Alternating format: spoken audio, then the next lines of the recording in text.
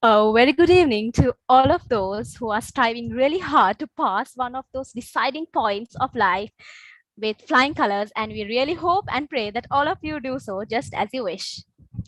A warm welcome to all of you to the Economics Target Questions session of the Advanced Level Commerce Stream Seminar Series organized by the Rotary Club of University of Colombo, Faculty of Management and Finance. Do you know what? One day, very soon, after the stress, or should I say exams are over, that's the point where you really got to think what's next. Professional qualifications comes into the scene and has always been, is, and will be playing a vital part in achieving those dreams. Icon Business School is one such service provider who's always there ready to reach out to you in conquering them. To tell us more on this, with us, we have aboard Mr. Hashan Iqbal of Business Icon School, Head of Business Development. And sir, a warm welcome to you and over to you. Thank you very much, Zara, for your nice and short and sweet introduction. And very good evening to all boys and girls. Can we make a small noise? Because I just rush from the office to home to take part this seminar. So I need a little bit of energy from you. So can we have a little noise?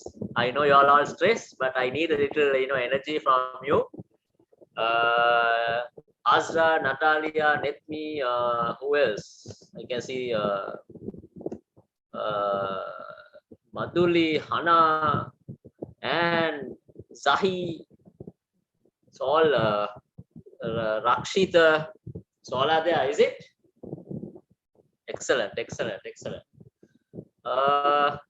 And good evening once again. I am from. My name is Sashan. I am from Econ Business School. Actually, we were partnering with the University of Colombo this great initiative. So let me take you through. After A levels, what are you going to do, guys?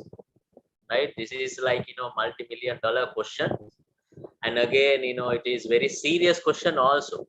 Why? Because so after this February, I think you will be open door to the general society, right? So you will be ending your college or a school life, and you will be part of the normal general society or another small entity, the whole population. And again, you are one of the powerful people who come into the society. How much powerful is you will be able to get opportunity to change the president of the country. So that much you are powerful. So with that power, what are you going to do after A levels? So and there are time you will have after finishing A levels until results comes.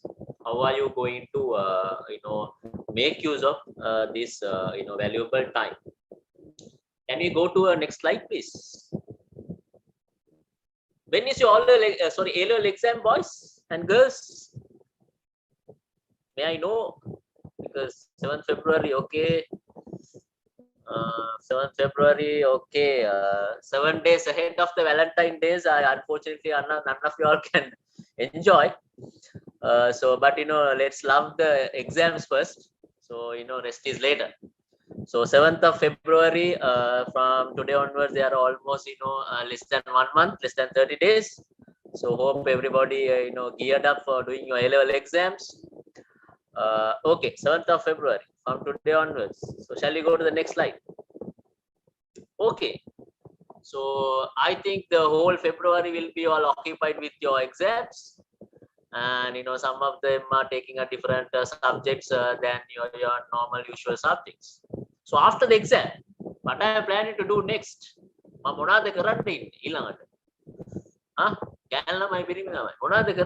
Anybody have any idea after A levels? What are you going to do? Anybody have a plan?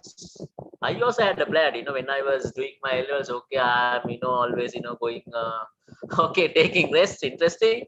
That was mostly needed now. Sleep, excellent. I love that job. Okay. What else? කවුරු trip එකක් යන්නේ නැද්ද? travel කරන්නේ නැද්ද? Higher studies, excellent. Learn to drive. Good, good. Courses are the job. Learn the language. Okay, okay. Travel. Super, super, super.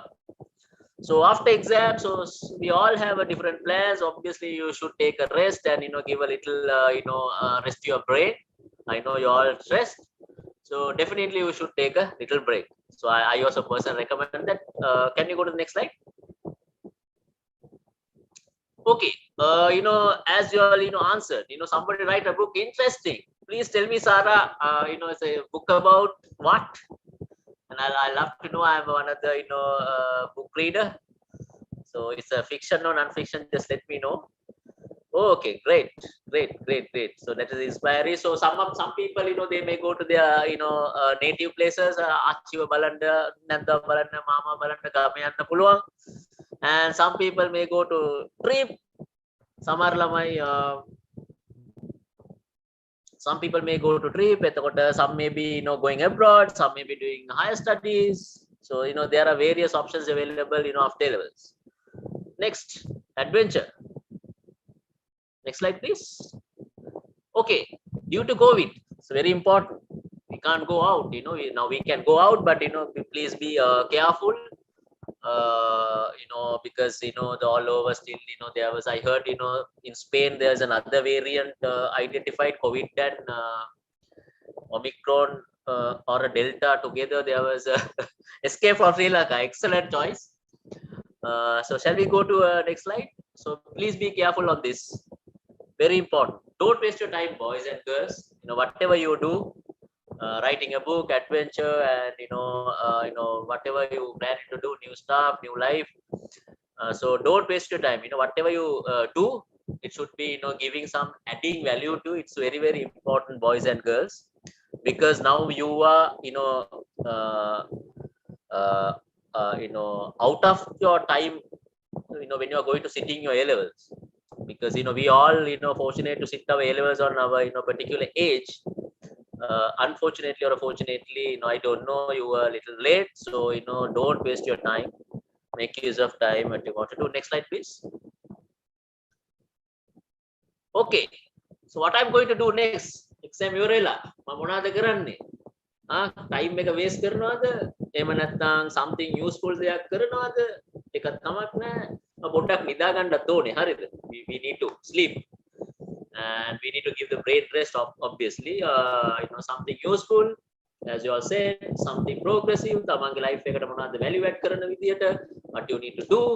So that is also very important too. Important aspect on your life.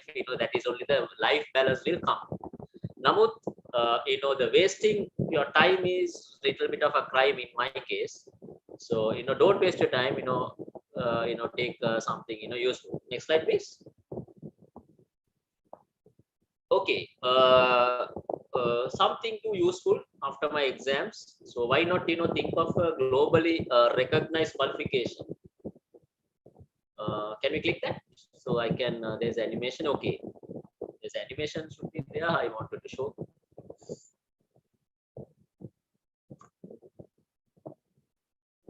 Can we show that animation if you don't mind? Let me.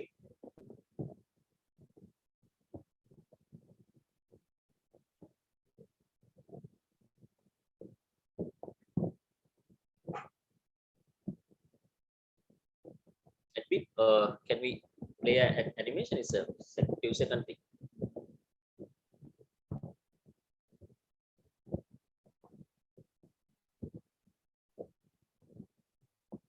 Right. Okay. Everybody want to become a superstars or as Supermans and Supergirls. So I see you guys are super boys and super girls. Where do you wanted to do something useful after the exams? So how you become this super boy or super girl status? It won't come very easily. So if anybody watched recently this No Way Home Spider-Man, I don't know whether you all watch. So after A levels, try to watch how the Superman, this all the superheroes got their powers. If you watch any other Marvel or DC fans, so you can tell me more than me how this they get us superhero status or the super superpowers. So to get the superpowers, you need to do something useful after the exams. Next slide, please. Then only you can fly high. And this is a globally recognized qualification, the SEMA. Next. SEMA. Okay, SEMA is a qualification where it's globally accepted and it's a Chartered Institute of Management Accounting. It's a UK qualification.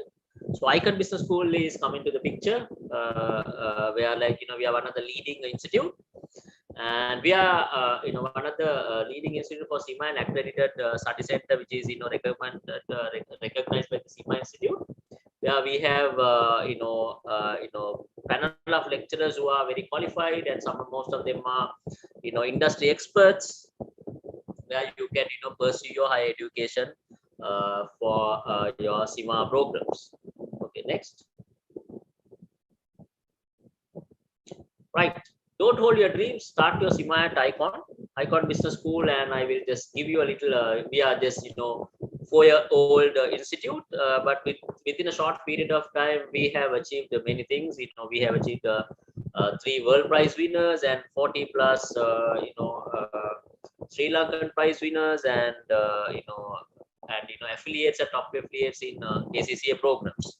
And again, there is a new thing coming in for you guys, where the student who are sitting the 2021 O-level students, the students who are going to sit very soon. It's a new thing we added. Actually, in SEMA program, there is a one subject, fundamentals of management accounting, where you should know a little bit of a mathematics. And some are make English medium karata, they are not good at English. I'm not putting anyone down.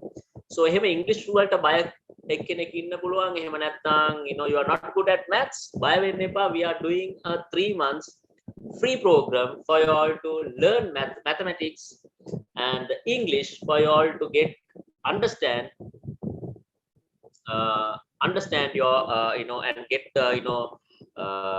polish your English plus your your SEMA program. I'll tell you which is better, SEMA or ACC. I'll come to that in the end. So let's talk about that. I think after A levels, call us. This hotline number is there, 000055255. කතා කරන්න පුළුවන්. Another number is there, 0772402 And again, like students, any of you guys in your school, if you are a head prefect, if you are a deputy head prefect, if you are captain or vice captain of any other sports, call us and tell us. You will get a fabulous discount. My name is Arshad. You can call me, and you can get your discount from the normal average what you are offering. At the moment, we are not finalized the discount because we are on the process of doing our calculation. So any of you guys in this forum, maybe who are watching in a YouTube also, maybe on FB, or who are in Zoom, any of you guys, HP and DHP of or else any sport, if you are playing any sports, captain, vice captain, if you are representing the Sri Lanka, any sport, just let us know, and you will able to get a special discount from Icon Business School. That is another announcement. We just made it a few days ago. So okay, Dinush, I really don't like SEMA because I have done it already, fed up. Planning to get the degree. SEMA is just a professional degree, not an academic thing. I'll come to that point. So please keep it that. President of a club. Yes, let me consider about that. Next slide, please. Okay. This is a SEMA structure, how it works. Basically, SEMA has 4 levels, I would say. Certificate level, operations level, and management level, and strategic level. Certificate level එක ගත්තොත් එම විශේෂයෙන්ම there are 4 subjects are there. So A subject අතර ඔයගලන්ට weekends වල කරන්න පුළුවන්, and you will be able to watch the recordings.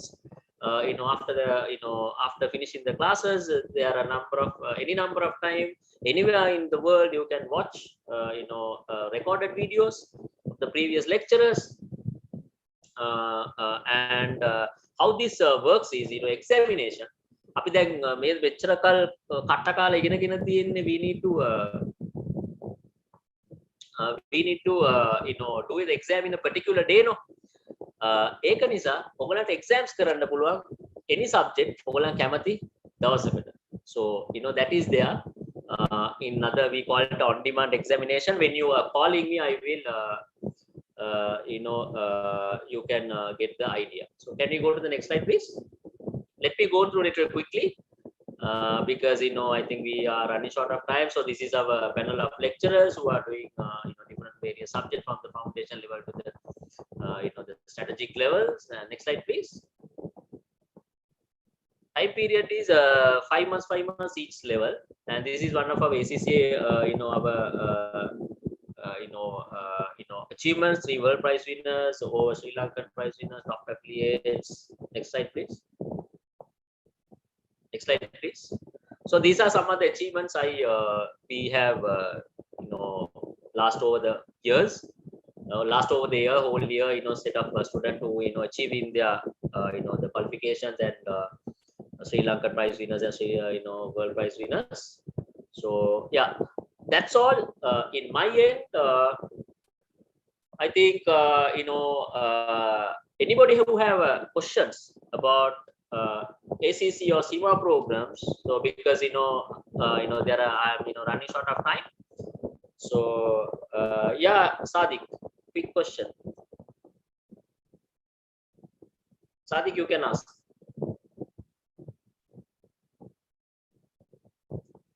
Okay, let me give a 1 minute thing.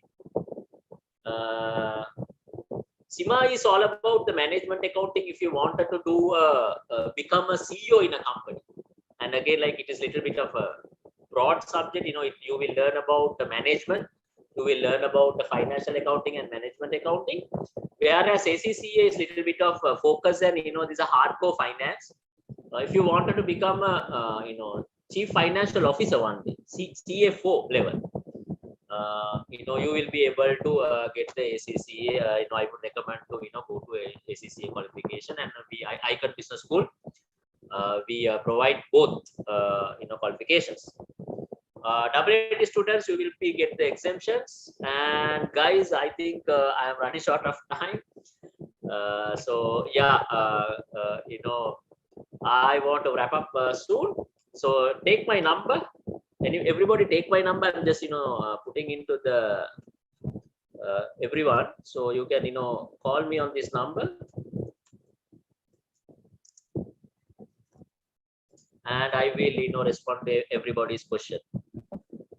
So all the best, all the very best, boys and girls, and I would like to see you one day at Icon Business School as one of our students. And thank you very much giving me opportunity to organizers, University of Colombo and Road Colombo. And thank you, the organizers. Thank you very much. Over to you, Arshad. So my time is up. All right. Okay. Thank you, Mr. Arshad. Thank you for that brief introduction. Okay, give me a few seconds. Right. Okay. Guys, just to let you all know, I saw some of you all a little bit impatient, wanted to finish this session off and then really get into the exam. Suppose that you're running out of time, I just wanted to mention why Hassan was here and why we had Icon Business School in this session. So they were the main sponsor. And if you realize, right, all these sessions that we've had for the last 3 months has been completely offered free of charge for you all, but that does not mean that there is no cost for us, right? So for the effort, for the Zoom, to everything involved, it's Icon Business School that's sponsored, and that is exactly why they were here today. And even if you look at your target model paper book, it was given almost at cost for you all because it was subsidized by Icon Business School. And good news is that towards the end of this session, right, we will also have a quiz, right, from not all the 3 subjects, just from economics. There is 10 MCQs, right, based on what I discussed today and also based on what you all have learned previously. So there'll be top 5 winners that we will select, and the winners from this quiz will stand a chance to get discounts and also maybe scholarships from Icon Business School to do CIMA or even maybe ACC. So just before since most of you all are very impatient, right? Really, really wanting to get things started. And I see that Zoom is full, and I saw a lot of comments on YouTube as well. Some people a little frustrated, but that's the reason why Icon was there, because they are the main sponsor. And I'm pretty sure that you all need to be thankful, because at the end of the day, guys, it's not easy to get lecturers free, and there are not every lecturer comes free of charge to teach, because there are payments that will have to be made, and it's Icon Business School that sponsors all of that, right? So before we get into, right, I just one thing that I actually really, really like is to have a very happening and a very, let's say, a proper audience, right, who's really, really active. So first thing that I want to let you know, can you all let me know, how do you all feel about exams happening in 1 month? Exams 1 month to go, even less than 1 month, right? It's the 11th of this thing. How are you all feeling right now? Stressed, scary, excited?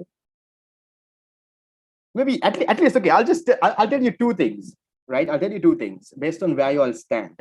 Okay, there are two kinds of people right now. Okay, so there is one kind of person who badly wants to finish it off. Are you one of that person? Yes, badly want to finish it off now. It's enough, right? I want to get it done and I want to finish it off. Okay, if you're that kind of person, I'm telling you, you are at a good level, right? You're kind of ready because you want to finish it off. The second kind of person is, you are a little, you feel like, what if this gets postponed a little bit more, right? What if we happen there? That means you're a little not ready, right? So to cater all of you all, right, no matter which place that you all stand, that is why we have these targeted questions. So just a bit about me, I'm not going to drag too much, right? I've been teaching this for around 5 years closely, even after my A-levels. So I was placed among the top 50 in the island, and then I thought there was a lot in me that I could give out to these students. That is why I got into teaching. And this year, right, apart from your past papers, apart from, all the other questions, I feel there are a few new questions that might pop up, right? Because this year has been a very eventful year, right? 2021 with Corona, and you might hear about this, people talking about these foreign reserves in the country. Cabral is saying something, they're printing money, they're taking loans. Gota is saying, no, we did not take any loans, right? It has been a very eventful year. So now these things, right, can be put onto your paper, right? What the government did in terms of monetary policy, what the government did in terms of a fiscal policy, right? What is happening to the foreign reserves in the country? Why is this foreign reserves important, right? So those kind of questions, I feel, can be tested. So there are a lot of questions I felt can be tested, but I had to limit it to this session today. So I did include a few questions. Guys, just want to check, did you all go through the questions? I put a PDF on the group maybe in the afternoon. Did you all go through? Did you all maybe at least tried? How is it? Manageable? Not manageable? Kind of hard? Difficult? If it was difficult, or if it was too easy, then it's my fault. I'm the one to blame. But if it's manageable, little hard, then that's good that you are in this session. And also, I'll give you all the answers at the end of this session as well. Will be sent on Zoom. Also, I'll see if I can send it on the WhatsApp groups as well. So I do have the answers with me, right? I just finished typing these off also, maybe like 5-10 minutes before before our session today. So shall we get started? Let me not talk too much, right? I think it's enough of talking. So get right into it. If there's anything that you all want me to, focus more on, just let me know. Keep the chat box full happening. That's how I think that's the only way that I might be a little bit more, really, really into it. So the question PDF, guys, I would have sent it on the group and you all might have it. I'll ask the members, maybe the ones in the committee, if you all can reshare the questions again. I'll send you all the ones with the answers also at the end of this session. Okay, so if you look at the questions that came in, guys, I categorize these questions into which question in your A-level paper that they can actually ask this question from. So you all know in your A-level paper, the essay questions, right? I'm not focusing on MCQs here. You have 10 essay questions. So question number 1 is from unit 1. So from unit 1, that is in your question number 1, I felt they could give you a question, right? They gave this last time also, but different situations, on illustrating a few concepts on a PPC. And it's an easy question. So I thought of let's starting off with that.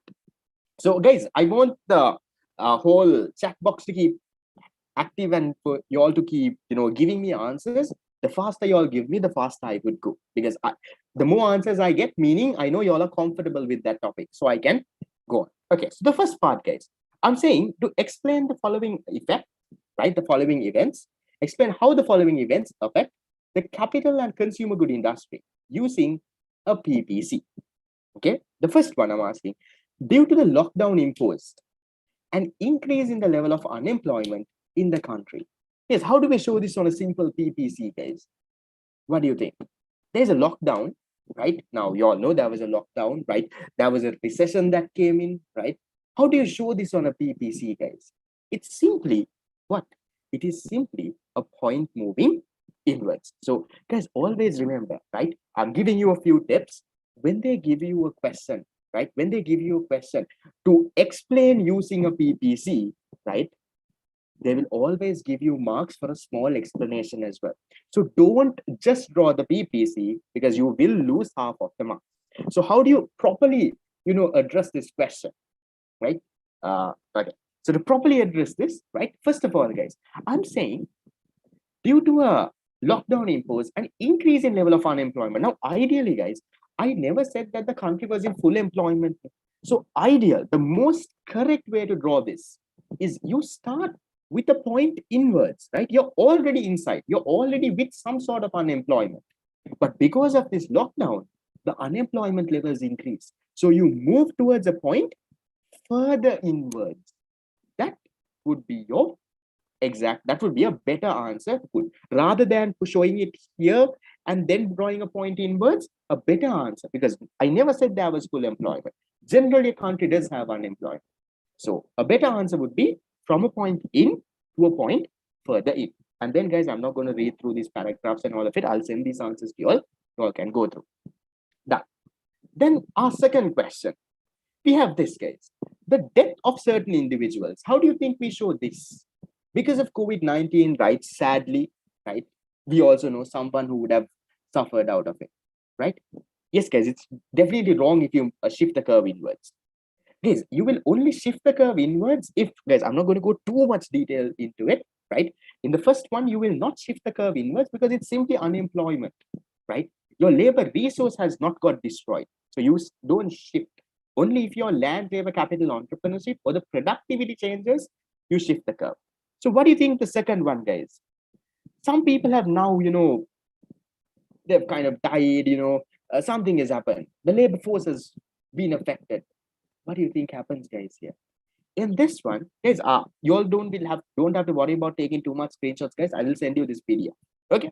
So exactly, like most of you all do, guys, when there is a death, right?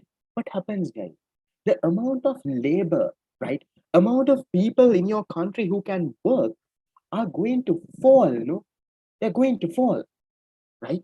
The amount of people are going to fall. So when the amount of people in your labor force falls, guys, what happens to your production capacity? The amount of goods and services that you can produce, that also falls. So when that falls, your PPC will shift inwards, guys. Okay? Are we okay with that? Yes, good to go. We're starting with a very simple question, right? Don't think that is this easy in the next questions. So then, guys, once that is done, now what is the government doing this? Right? Okay, I'll come into recession, depression. I'll point out that. Now, what is the government doing these days, guys? Because of COVID and everything, what is the Sri Lankan government doing? What is Gota doing? He's trying to get loans, right? He's trying to get different loans and, trying to get money from here and there. He's asking China, he's asking these people, he's asking that people, right? So he's trying to obtain some funds from somewhere. How do you show that on a PPC? My third one. When a country obtains foreign loans, when they get AIDS, right? Not the disease AIDS, guys, these foreign AIDS, right? What do you call this? The money, the donations, right? When you get those, what happens? The PPC shifts rightwards. Why? Because when you get these foreign loans, donations, and all of it, right? Grants, you can buy capital with that, right? You can buy capital, you can start factories, you can get machines, right? Exactly, Aadhar, right? When you do all of that, what happens? Your capital usually increases. So your production capacity then increases. When you have more machines, more buildings, more factories, what happens? Your production increases. As a result, what happens to your PPC? It would shift to the right. So I would have given this. Yes, guys, it's a liability. Totally understand that it's a liability. But what are we showing on the PPC? On a PPC, they're showing the production capacity, the amount of goods and services you can produce. So now, when you use, yes, it affects both consumer goods and capital goods, guys, because I have not specifically said no, that it affects only one, right? So if this happens, the more loans and stuff we take, yes, it's a liability we have to repay. But what happens with the amount of goods and services we can produce? It will gradually increase. So that's a basic one that they can test. Guys, in addition to this, I'm not going too much to explain, guys, because I don't have the time. You all can jot this down. Another probable question from unit number 1 is to talk about an economic recession and an economic depression, right? So look at how to show this in a diagram, look at the explanation, right? And look at all of that. Yes, guys, the explanation that I have given is more than enough. 6 marks here means 2 marks each. 1 mark for the diagram, 1 mark for the explanation. So that's more than enough. Okay, done. So that is the easy question. Okay, so I'm leaving it there, right? Because I know most of you all know this. Now, these days, a very interesting story, right? Another question that they can put on, they can ask you about this too much money chasing too few goods, right? I'll explain this situation in brief. There was a YouTube video of another teacher that I saw recently, right? So based on that, I'll explain this story, right? I'll try to explain the story of demand pull inflation. Let's assume, right, there is Sri Lanka, right? There is Sri Lanka. Let me try to draw Sri Lanka, okay? Something like that. Okay, forget about my diagram, right? I'll show the BBC again, don't worry, guys. Okay, this is Sri Lanka. Okay, one of the worst diagrams ever. Let's assume, okay, guys, understand this story, right? Get the story into your head. Okay, this is India. Okay, let's see if I can draw Sri Lanka. Hold on. Okay, let me try to draw this line straight. Okay, let's say this is Sri Lanka. Okay, stop complaining about the diagram. Okay, so let's assume that Sri Lanka is making, right, the production of Sri Lanka makes a lot of goods, no, guys. Let's assume that Sri Lanka makes only 5 apples, right? So this is not my example, guys. This is the example that I saw on Facebook also. It was a nice example, so I'm taking that, right? So this Sri Lanka, right, a country that looks like a mango, is making 5 apples, only 5 apples. Let's assume that the price of an apple, okay, sorry, not apple, orange. Let's assume this is orange, right? So price of an orange, okay, is, let's say right now is 20 rupees. Yes. So in this economy, okay, if the price of this orange is 20 rupees and there are 5 apples, how much of money should ideally be there to purchase these 5 apples? How much of money should be there in the economy, guys? There should be 100 rupees, right? If there is a money supply worth 100 rupees, then people can buy these 5 apples. So let's assume, right, there are 5 20 rupee notes, right? 5 20 rupee notes. So one person has 1 note. Let's assume one person has 1 note. There are 5 20 rupee notes. Now the economy, everything is going good. Now these days, guys, what is the central bank doing? Guys, we'll think of this as oranges. Huh? What is the central bank doing these days now? What is Cabral doing when we don't have money? What is he doing? He's printing money, no? They're printing money. So when they, let's say, now in this situation, now this is the normal situation right now. I'm trying to show you what is this too much money chasing too few good story. Okay. Now, when this Cabral comes and prints money, right? What happens? Now, let's say he prints another 100 rupees. Let's say another 5 20 rupee notes, right? Now, can you tell me how much of money supply is there in the economy? What is the money supply now, guys? Earlier, there was only 100 rupees in the economy. Now, there is 200, right? So now, guys, when you have more money, right? What do people try to do now? What happens to people's demand now? Now, earlier, only 5 people wanted oranges. Now, 10 people have 20 rupees. Now, this is what is happening now, guys. The government, guys, did you all get that 5,000 that the government gave you all? Like Grama Sevaka, you had to stand in the queue and take. Did you all get that 5,000? Yes. They printed money and gave that, guys. Right? That was not really the solution. They gave everyone 5,000 rupees. Now, let's assume they are giving 20 rupees here for people. Now, earlier, only 5 people wanted the orange. Now, since they have printed money, 10 people are wanting the orange. So what can you say about the demand, guys? When the money supply increased, right? When money supply increases, what can you tell about aggregate demand?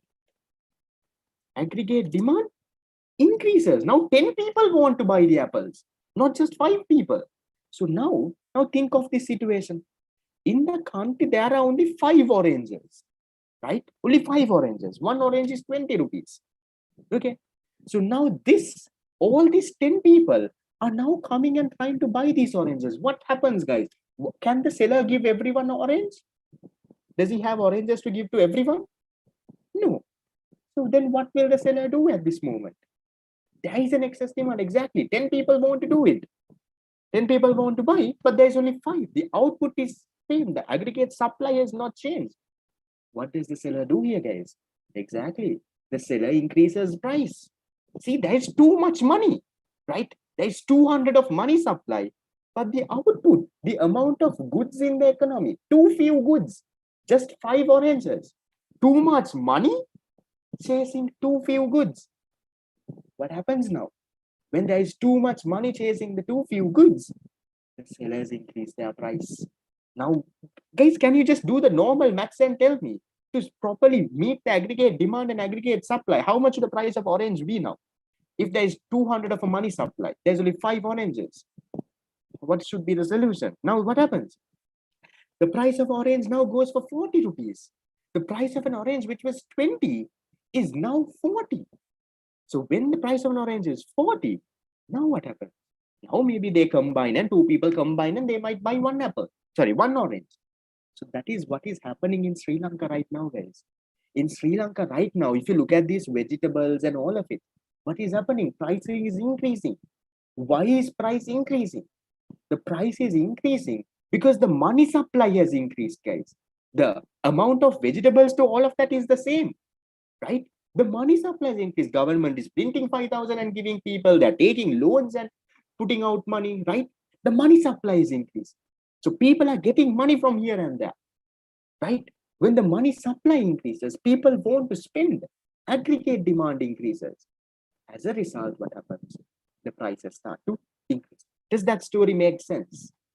Yes. So ideally, guys, right? The solution is not this. What do you think the solution for this is, guys? Is the solution in Sri Lanka for people not having this money to everything, printing and giving 5,000 rupees to people? No. Ideally, what you should have done, guys, is increase the amount of these things. Maybe along with the money, if you can increase the production also, if you can increase the amount of oranges, if you can bring 10 oranges into the market, right? If you can, let's say, give subsidies for the producers, if you can give them some incentives, if you can, give farmers land, right? If you can improve the productivity, supply side policies, I will say, right? If you could do something like that, and if you can increase, then what happens, guys? Then you could have solved that inflation problem. So that is what is happening in Sri Lanka. So yes, non-price rationing is happening right now. No, remember you all, guys. Remember, did you all study in unit number 3? Okay, that's another thing that can test, but I don't think they will test that. In unit number 3, you study something called non-price rationing technique, queuing method. Yes, queuing method.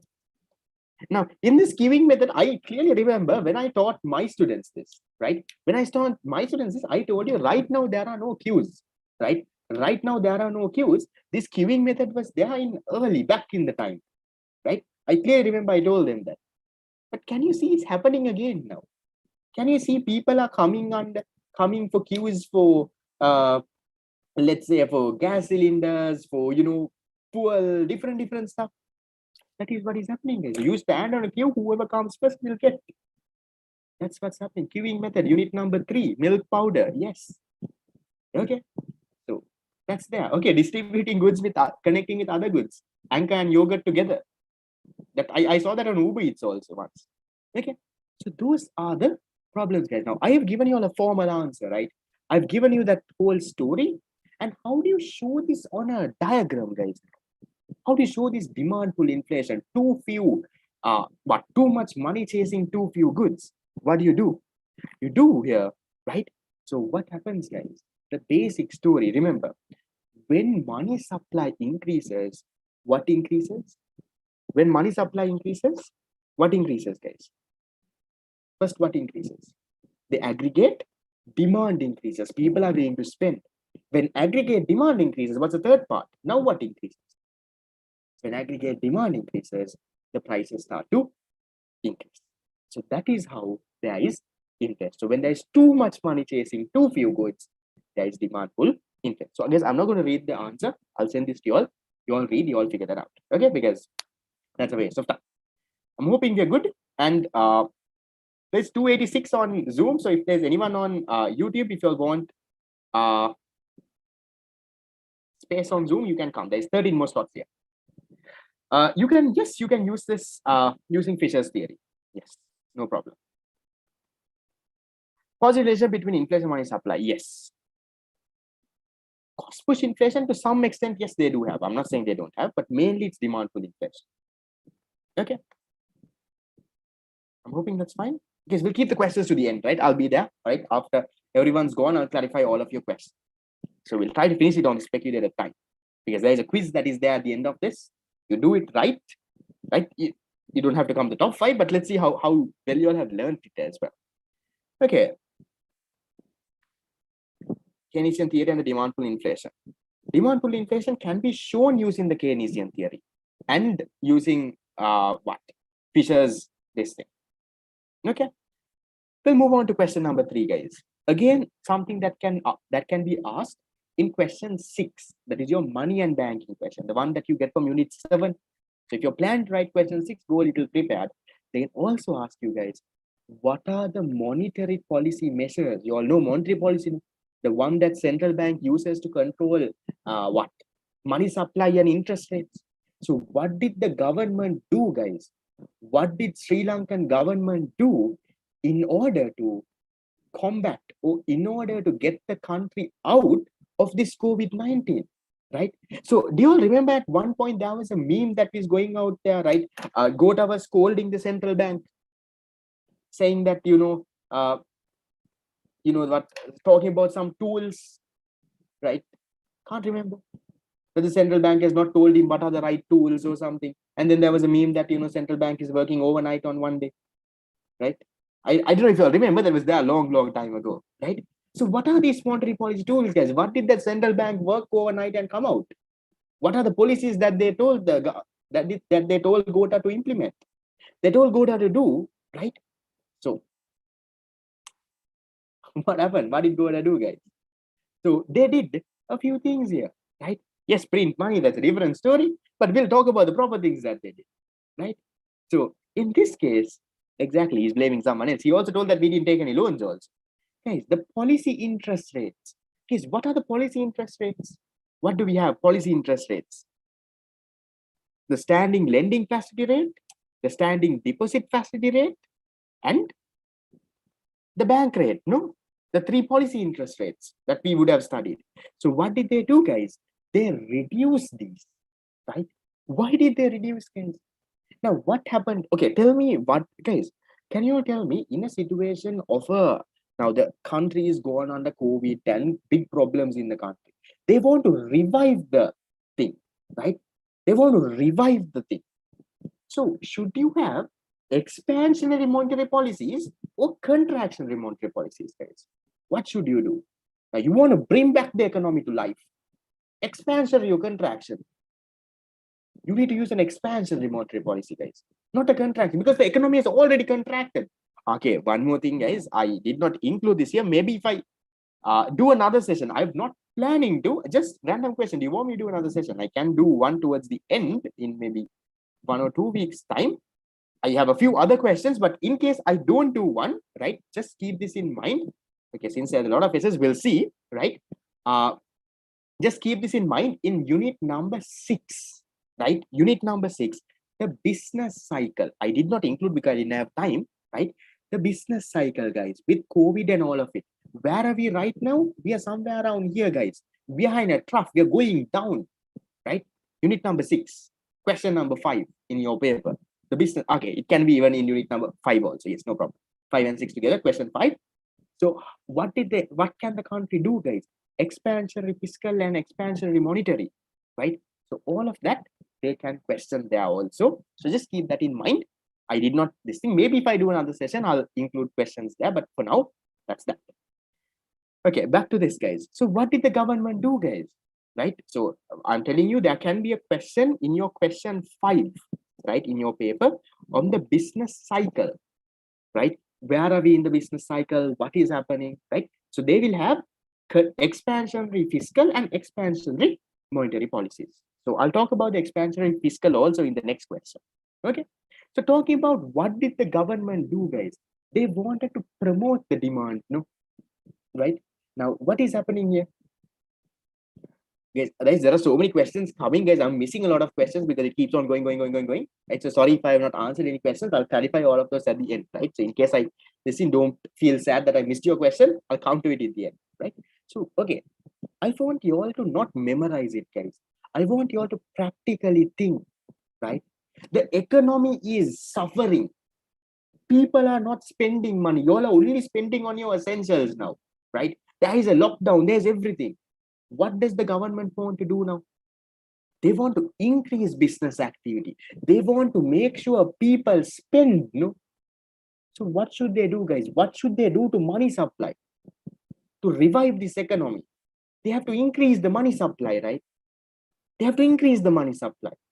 How can they increase money supply? What can they do? So that is what we are talking about here. Expansionary monetary policy, guys. What did the government do? Look at this. The policy interest rates were reduced, right? And they are saying, either this might be a surprise, right? The Central Bank of Sri Lanka was the first central bank to reduce policy interest rates after the outbreak of coronavirus in China. Even before any other country did it, Sri Lanka did it. Can you believe it? I don't know. Maybe I don't know if it's true or false, but this is something I got from a reliable source, though. They're saying Sri Lanka did it, right? That's the thing. So then what else did they do, guys? They reduced this here. These are the numbers. The standing deposit facility rate, the standing lending facility rate was reduced to 4.5 to 5 and 5.5. Right? It was a little higher there. So they reduced this. Then the statutory reserve ratio, it was somewhere around 4%. They brought it down to 2%. They changed it, guys, at different times, but they did bring it to 2%. Guys, what can you tell when the SRR is reduced? What can you tell about the bank's ability to lend? Increases or decreases when SRR goes down? Bank's ability to lend increases. So here, see, they're saying because the SRR was reduced, bank was able to give more loans, and as a result, around 150 billion additional credit was created. See, makes sense. Practically what we are learning in Unit 7 is being applied here. And they also got a repo facility from USA for $1,000. Let's say they just took $1,000 of a loan, kind of, right? So they did that. Yes, guys, you can decrease that's means standing deposit. Guys, you have repo and reverse repo. Don't think of that too much, right? That is not real in your syllabus now. Also, it was kind of taken out, repurchase and reverse repurchase, right? That is about buying and selling these treasury bills and bonds. Something similar to open market operations, but not the exact same. Okay. Then in addition to that, guys, I have put some additional measures also, which I'm not going to discuss too much on. You all can read, guys, right? So you can say central bank purchase treasury bills, these open market operations. They purchase these, right? Central bank transferred some profits to the government, right? So they what the amount of money that you can send abroad, they limited that outward remittances. So they did different things. You all can read, you all can fix that up. So, but in case this question comes, guys, have at least 4 to 5 solid points that you all can write in your paper. Okay, own words. This is, guys, you can write in your own words, guys. You don't have to memorize anything and come. Okay, perfectly fine. Yes, forceful conversions, there's currency swaps. That's a nice topic, but I wanted to include on currency swaps and all of it, but since it's not in our syllabus, I just left it. I'll talk about the interest rate corridor maybe after the session. Okay, done. So those are the questions I feel that might be tested in your question 6. That's the one that you get from Unit 7. Then if you move to question 7, guys, the one that you get from public economy, okay, I have put in 3 questions. One, about the debt of Sri Lanka. Now, these days, guys, we are taking loans, right? So what has happened to our debt, right? And then about government failure. Now, there everyone is saying, when everyone is saying, have you all seen this meme that people are saying that Sir failed? Right now, it has reduced. Though at one point, it was very high. I've seen, now is all these things going around saying Sir failed, referring to God. That was right. So what are they talking about, guys? In proper economic context, they're talking about government failure, right? They're blaming this fellow, but at the end of the day, our economics, what we learn, that is what we call government failure, guys. So that can be a question, but I don't think they might put that question, because sometimes they might not put it, because then it's a government paper that you all are writing, guys. You are writing government paper, so they might not put the government down in the paper. So there is a question there whether it will actually come, but you never know, right? So government failure is a reason, right? Maybe the guy who makes the paper, the examiner who makes the paper, he might be kicked out of his job. That's a problem. Yes, my IT recordings I'll put, guys, if that is the case. Okay, and then what are the fiscal policy measures? So we'll discuss these answers, guys. So if you talk about the government debt, guys, I have extracted it from the 2020 central bank report and I have put it here, guys, but I will give you a summary. You read this, right? You read it at home once I send you the answers. This is in the year 2020. Now, the 2021 central bank report has not come yet. So in the year 2021 only, guys, we played the fool. It is last year. That central bank report comes in somewhere around April or May. So that central bank report has not come. Yes, you can refer to 2019 and maybe 2020. So I'm putting some 2021s here. You should ideally refer 2019, guys. I'm putting the 2021 here because it's a little bit more updated, right? So, guys, anyway, when they give you a question, guys, they will ask you to provide on recent years. So ideally, yes, 2019 is also acceptable. If you have 2020 data, maybe put those also better, because that's more upgraded. Now, 21 data I don't have. If I have that, I will give you that data, guys, because 21 is the year with most updated information. So I'll just tell you what happened in the year 2020, right? Yes, in the year 2020, the central government debt for the very first time, right, is more than our GDP, right? More than our GDP means if our GDP was 100 billion, our central government debt was 101 billion. 101%. This is the very first time in history, right? The country's debt was more than its GDP as a percentage. That is why I think this could be a question. This happened in the year 2020. In all the previous years, the central government debt was comparatively lower than the GDP. See, 2016, 17, 18, 19, 79%, 77%, 84.2%, it was there. But in the year 2020, what happened, guys? The central government debt increased. It increased even more than our GDP. But what happened? One thing that happened is in the year, okay, guys, how do you measure this? Guys, how is this 101%? How does this 101% come? Can you give me the equation for the debt to GDP ratio? How did we calculate? How is this debt to GDP ratio calculated, guys? What's the equation? Central government debt. Exactly. The central government debt to GDP ratio, right? That's what I showed you all, right? It's the total debt, that is domestic and foreign. The total debt divided by the country's GDP. So what happened in the year 2020? What happened in the year 2020, guys? What happened to our debt? It increased. We took more loans, right? What do you think happened to our GDP in the year 2020, guys? The year 2020, it fell. And that was the first year in a long, long time Sri Lanka had negative economy. Now, that's another question that they can ask you. Probably unit number 9 and 10, or maybe in an MCQ. Remember, guys, in the year 2020, Sri Lanka had negative economic growth. That means compared to the previous year, our GDP fell, right? We had negative economic growth. What is the percentage? It's a minus 3.6%, right? So this can be another question, probably maybe an MCQ that they can ask you. right? Because I know you all are not writing unit number 11 and 12 answers, no? So maybe leave it for that, but can be an MCQ, right? The percentage of negative economic growth. So what happened, guys? The numerator, the total debt increased, and our GDP also fell, right? GDP also fell. So what happened to our debt to GDP ratio then? What happens, guys? Numerator increasing, denominator falling. The debt to GDP ratio increases, skyrockets, right? That is how 80% became, all of a sudden it became 101%, right? So there is a huge problem there. Now that whole story. And now in the year 2020, they are also saying that comparatively, now you all know, guys, loans you can take from domestic sources, you can take from foreign sources, right?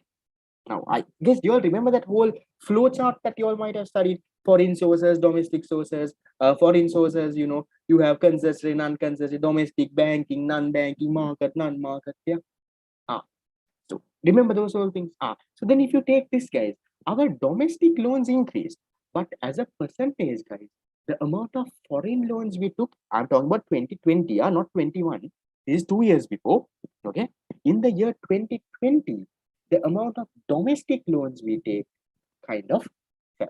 Okay, so for those maybe on YouTube, there are a few spaces here on Zoom, you all can join if you are watching on YouTube. Okay, that is what happened. So this whole story, guys, I have given you all like a summary here, right? So central government debt, right? What happened to this? What happened to the domestic debt? What happened to the foreign debt, right? So remember, it increased high, especially when you're writing an answer, guys. Please don't forget to highlight this 101%, right? Because this is the very first time in the history that our debt was more than our GDP. Okay, so 101% of our GDP.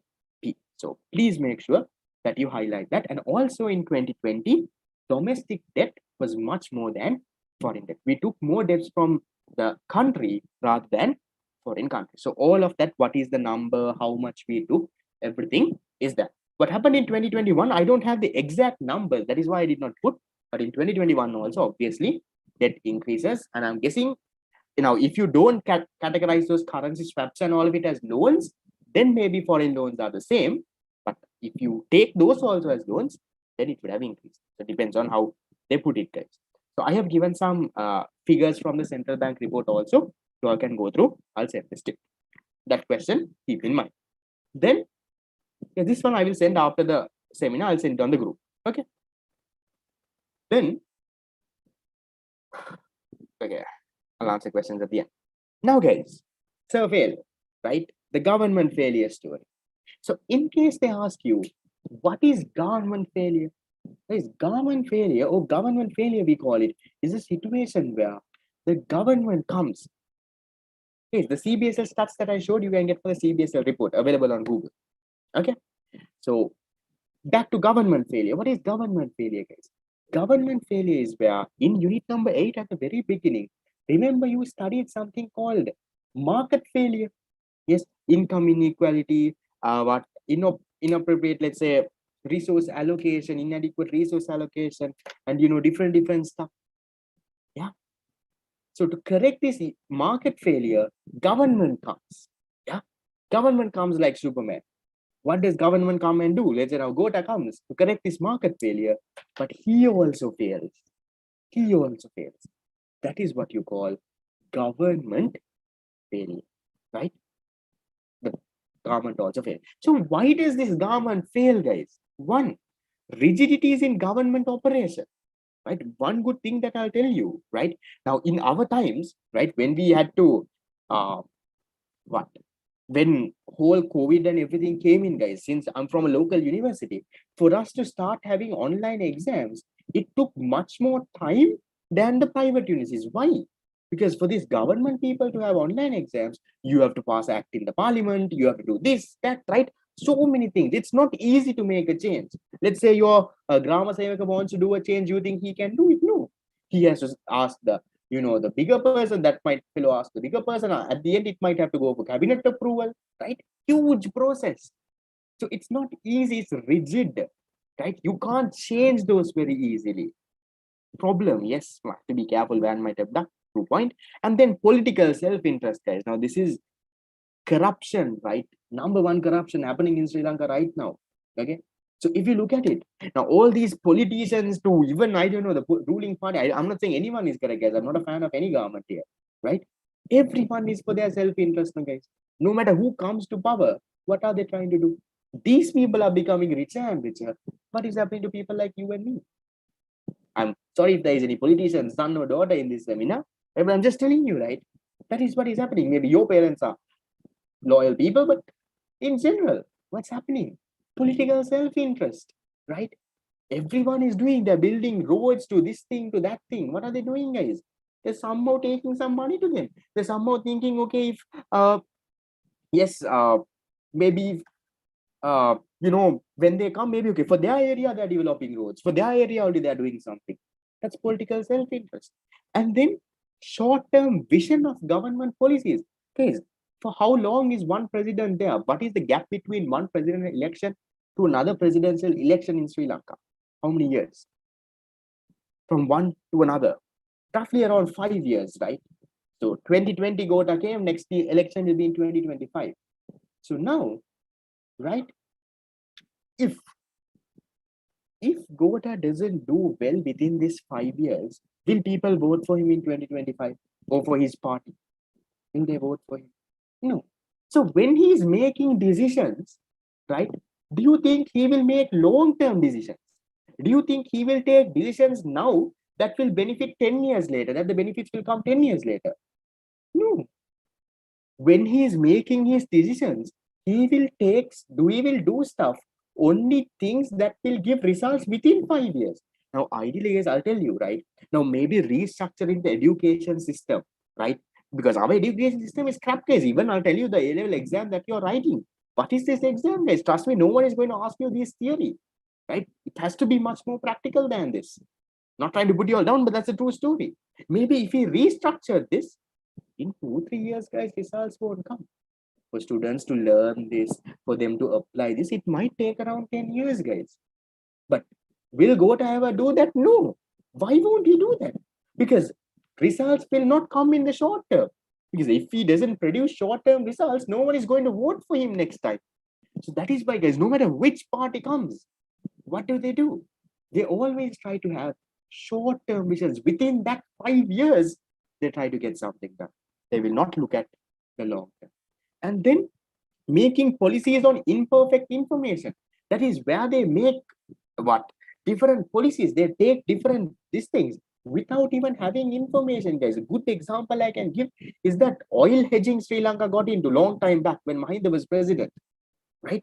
Sri Lanka got into a huge oil hedging thing, which I will not talk too much about, but we made a huge loss out of it. We predicted wrong and we made a huge loss. So you make decisions without even having the information. What do you expect your decision to be? Obviously going to be a bad one. And then unfavorable effect over incentives, guys. Because sometimes, right, what is happening to these incentives? Now, sometimes you're giving this now. Now, think of this, guys. Government was giving 5,000, no, guys. Incentive, no, that is also 5,000 for all these people. What is happening because of that? The inflation rates are increasing, money supply is increasing, aggregate demand increasing. Look at the prices of goods now. That 5,000 government printing money. Sometimes they give that 5,000 guys, they give it to the wrong people also, right? That should have only be properly given to the real deserving. You, the rich fellows are standing in the queue and taking that money, guys, right? So problems, those issues are there, right? Yes, I'm not recording this session. It should be there on YouTube most probably. We'll see, hopefully, right? So that is what you call government failure and the reasons. In case they ask, please make sure you write. And then finally, guys, another question that they can ask from unit number 8 is, what did the government do in terms of fiscal policy? Earlier, we learned monetary policy. For COVID-19, what were the fiscal policy measures? Guys, these are very probable questions, right? I put the best of the best, which I'm not telling you everything will come, but very probable. Make sure you do your past papers, right? Make sure you do your past papers. In addition to that, please go through these as well. Very probable questions can end up coming. So what did the government do, guys? One thing that all of us know is we got 5,000, guys. So 5,000 cash grant. That's a government expenditure. They gave us 5,000. right? And then they allocated 500 million for COVID expenses. I don't know how many of it was actually for COVID expenses, but problem. They put maximum retail price for essential food items. Okay, this is 2020, huh? In 2021, the food prices all went crazy now. Okay, so they had some insurance for civil defense employees. They put COVID-19 healthcare and social security funds. Yes, this was there in my mock exams also, which I did with my people. Yeah. So I'm telling you, these are highly probable questions. They extended the deadline for VAT.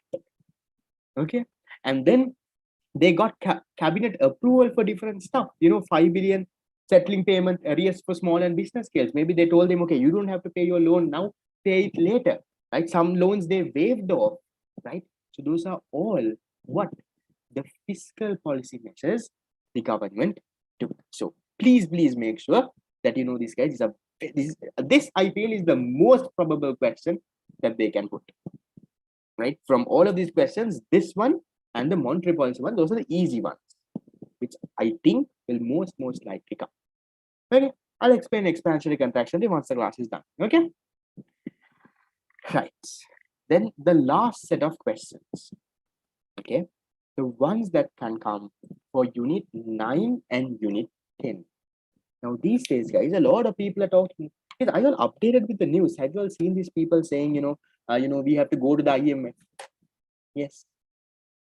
People saying, Sri Lanka is bad people, then IMF and Hari. What are they talking about? What do you mean going to the IMF? Going to the IMF is going and seeing the fellow and coming. Or going and having lunch there and coming. No. So what does this IMF actually do, guys? IMF, International Monetary Fund, right? Sri Lanka is in a crisis here. IMF is a bad place, they say, but it has two sides to it right now. When they give loans, they have conditions to it. That's there. So now in this case, guys, what is happening to Sri Lanka these days? We are vulnerable. Our foreign reserves have gone down so bad. Next questions on foreign reserves, I'll talk about that, right? So as a solution only, now they are telling to go to IMF. So maybe you can get a question. What are the functions of the International Monetary Fund, IMF? So what are the functions, guys? What does this IMF actually do? I put some parts here, guys, right? So one, they provide advices when national economies and world economies face various economic and monetary matters and help to stabilize the economy. Right now, what is happening, guys? Sri Lanka inflation rate going crazy, right? People losing jobs. There is no stability. Exchange rate vulnerable. So maybe we can go to the IMF and they could provide us some advice. That is one advice. Second thing, right? They will help to maintain laws and regulations to establish quality banking and monetary activity. So they will say, okay, if you're going to do something like this, maybe have a law. Okay, tell that you can't send money abroad. Tell do this, do that. They will help you make the laws and they will help you to maintain that. Yes, guys, I'll give you all this PDF. Don't worry. Right? They might provide credit facilities. Now, all of a sudden, if there's a sudden financial crisis in the country, whom do you go to ask money from? IMF. They will give you credit facilities. They will give you money to get you out of that situation. That's one. Okay. And then providing technical assistance, right? And train government and central bank. Maybe our people need some training, guys, because our people are making crazy things, right? They're doing crazy things with the policies that they are making to all of it. I don't know what are these educated people doing, right? Maybe someday when you all are there, maybe you all could be the ones making the policies, guys, right? So maybe you could provide, you would go there and they will give you technical lesson. They'll tell you how to do this. Get this way. They will do that, and then making standards related to these, right? Fiscal, foreign finance, and national accounts between countries. So they'll tell you, okay, how do you publish these accounts? How do you do this? This is what you do. So remember, guys, at least remember 4 of these functions, guys. Why is Sri Lanka not going to IMF? It's like this, guys. I'll tell you these stories, right? The truth behind it is, if IMF gets involved, right? Now, let's say IMF bails Sri Lanka out. When they are giving money or whatever, guys, they have conditions. They say, look here, this money has to be used only for this. Now, if that happens, guys, our fellows can't do anything.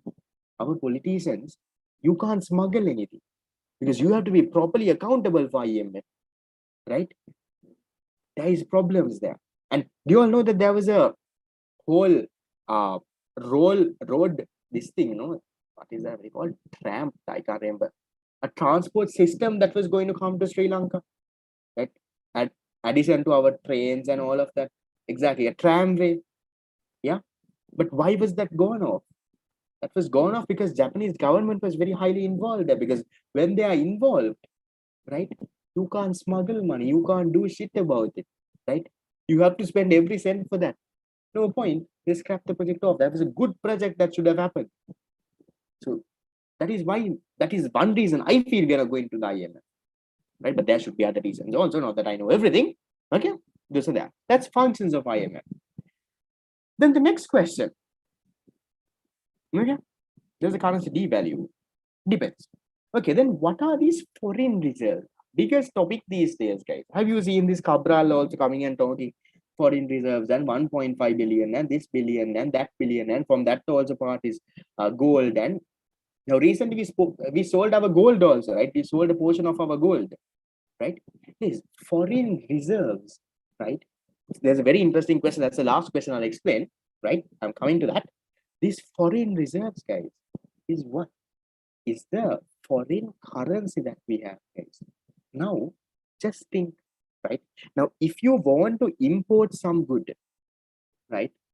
Now, if you want to, let's say, import a car from Japan, now you can't import though, right? If you want to import a car, guys, how does this work? Look at the procedure, how it works. There is you, right? Let's say this is Sri Lanka, right? And then you are here, let's say in Colombo.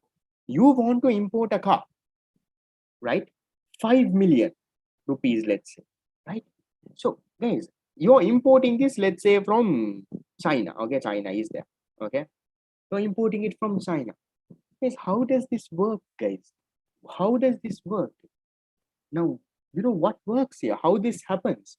Now, this money that you have, right? Now, can you pay China in Sri Lankan rupees? You can't, right? So when you pay for this car, you pay Sri Lankan rupees, but from the country, let's assume that there is the foreign reserves here, right? So this 5 million rupees goes here, and from this one, the foreign currency goes out. So this is the amount of foreign reserves we have. So every time we import, what happens? Local currency goes into this, foreign money goes out. Then when we export, we get money for this. So foreign currency comes into this, converts into local currency and comes inside the country.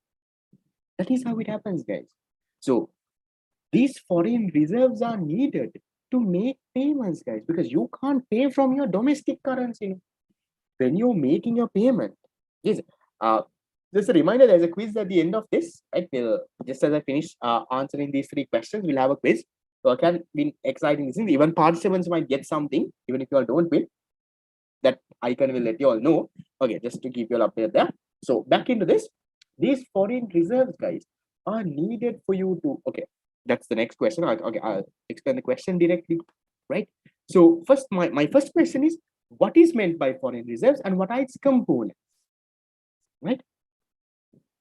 So deficit of dollar means we don't have foreign reserves because all our money is gone out. Okay, this is a very interesting topic that I would love to take around 1-2 hours and explain, but we don't have time, so I'm trying to limit it to some extent here. So foreign reserves, guys, in very simple terms, are the foreign assets that the central bank have. So what type of assets, guys? So what type of assets they have?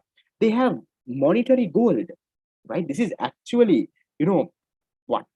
Gold, right? Those have, guys, did you all watch this? Have you all watched Money Heist? Yes, latest TV series, Money Heist. No, no one watched. What's Money Heist?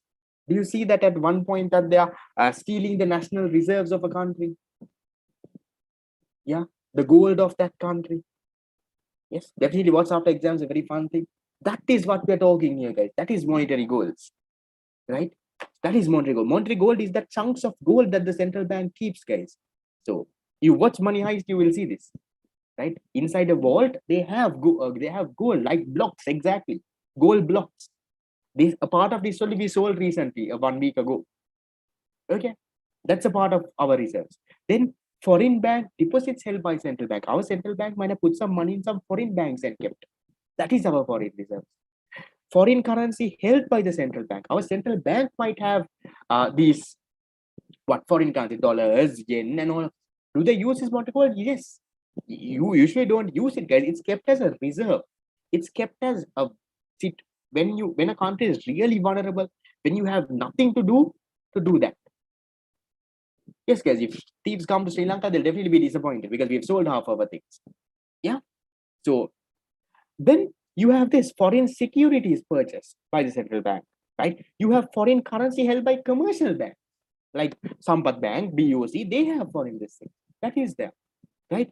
Then foreign security purchased by commercial banks. All of it, special drawing rights. That's another type of, not a currency, but that's like a numerical thing. So all of these guys are what?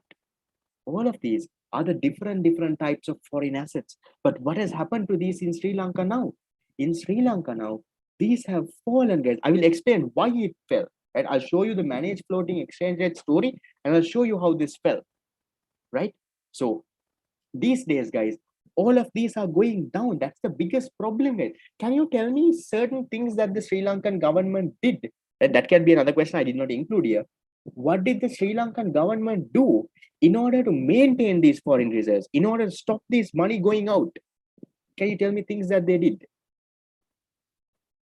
One thing that for sure we know, but it's not clicking you. What did they do, guys? They banned imports, right? What imports did they ban? Mainly vehicles, right? Vehicle imports were banned. Then they banned turmeric, right? There were problems with different luxury items, right? They banned those, right? And then to get more money into the country, what did they do? Is what did they do for foreign remittances? Exactly, fertilizer, chemical fertilizer. They banned. What did they do for this case? To get more money in foreign remittances. Now, what are they doing, guys? These days, you all know that if your father is working abroad and he sends money through the bank, they give 10 rupees more now, close to 10 rupees more. So because they're encouraging people to send money now, because we don't have money, we don't have foreign reserves. They're encouraging people, come on, send money to me, right? So they're encouraging foreign this thing. So those are things that you can definitely read, guys, right? I'll see if I can find a link or something. Yes, they forced bank conversions, definitely did, right? Different things, guys. Yes, encouraging exports, but whether exports really went up or not is a question. But those are foreign reserves. Okay. So now, guys, my next question: why is this foreign reserves important, guys? Right? Exactly. Sri Lanka people are still sending money through informal sources. Why are these foreign reserves important, guys? One, why should we have this money in the first place? This foreign currency, why should we have it? What is the importance of it? Can be another question that will definitely pop up in your paper. Few things, guys. One is to support and maintain confidence in the policies, right? So to maintain this thing, to maintain some confidence in the country, there should be policies. Then if you have any external vulnerabilities, all of a sudden there's an external shock, right? Then you use your foreign reserves in terms of crisis. Then for external transactions, for you to import goods, right? For you to get financial capital, you need, right? To maintain a level of confidence that country can meet its external obligation. Now, what is happening these days, guys? What is happening to the credit rating of Sri Lanka? Is it improving or going down? The credit rating of Sri Lanka, it's decreasing, right? We're going down, down, and down, and down, right? So what is I can't, is it CC now? Yeah, that's our credit rating right now. Or is it CCC? I'm not sure if it's CC or CCC, but it's gone down, right? So what has happened? Credit rating going down. One reason for that is our foreign reserves are going down. Because now countries know, look here, this bugger doesn't have money to pay. Credit rating going down. Problem. Then what happens? You assist the government in maintaining foreign exchange needs. Accumulation of reserves may involve a financial cost. Hence, different stuff, guys. I'm not going to go too much on this, but on your end, guys, at least minimum from all what I've given, at least remember 4 of these points, guys. Because if this comes in the exam, I'll tell you, most of them will not write it, right? And you all know how your Z scores work, right? Your Z score is not about how many marks you get. Your Z score is about how much better you do compared to the average person, right? If everyone in the country gets 100 out of 100, how much is your Z score? Everyone doing econ, business and accounts on all subjects gets 100 out of 100. Everyone gets A's. How much is your Z score, guys? Your Z score is 0. Because what is the difference between you and the average person? Nothing. You are as same as the normal person. So your Z score is not always about your marks, guys. It's about how well you do compared to the normal person, the average person. So normal questions, guys, demand, supply, equilibrium calculations, any joker would do now, right? QD equals QS, find tax and find equilibrium price. Any fellow can do that. So if you really want to get into a local uni or something, guys, you need to be better than that average person. How can you be better? By not by doing the demand supply questions, by doing these, guys, right? So if you want a good result score, focus on these. These are things that might pop up. I'm not saying 100% sure it will come, but if it comes, the average student does not know these things, but you know it. It's there. I've given you a detailed answer. I'll share the PDF on the group as well, right? So make sure that you write. And then, guys, the last question, I will take around 10 minutes to explain this story, right? Z score is calculated in total terms, right? So how does this foreign reserves help Sri Lanka in maintaining this? So I'm going to cover a bit of exchange rate here also. Listen to this story. Will there be question related to cryptocurrency? No, I don't think. Okay. We'll talk about all of that. Yes.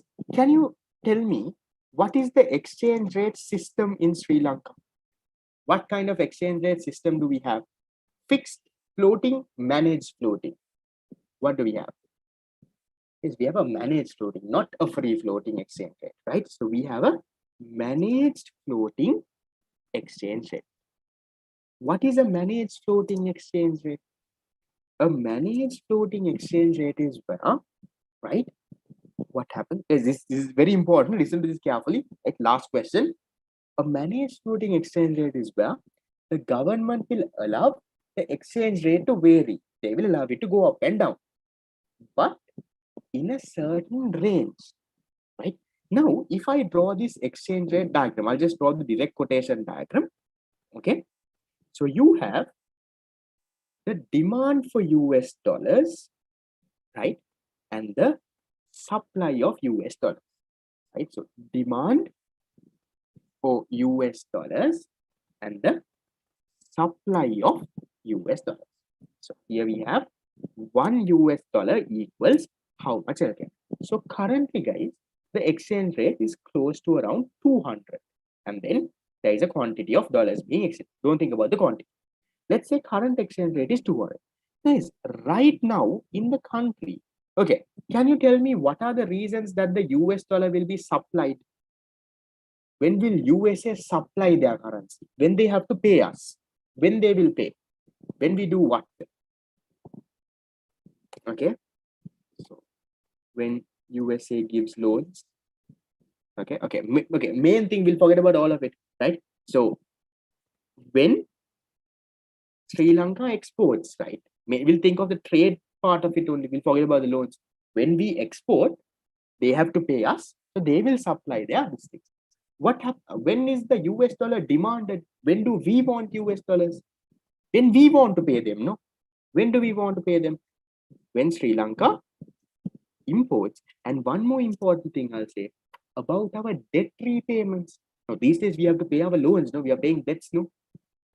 So, and then debt, if there are more reasons, I'll only highlight the main ones, okay? Debt repayment. So when Sri Lanka imports and when debt repayments. Guys, from these two, can you tell me right now what are we doing? Are we exporting or are we importing and paying debts? Which one is more? What do you think?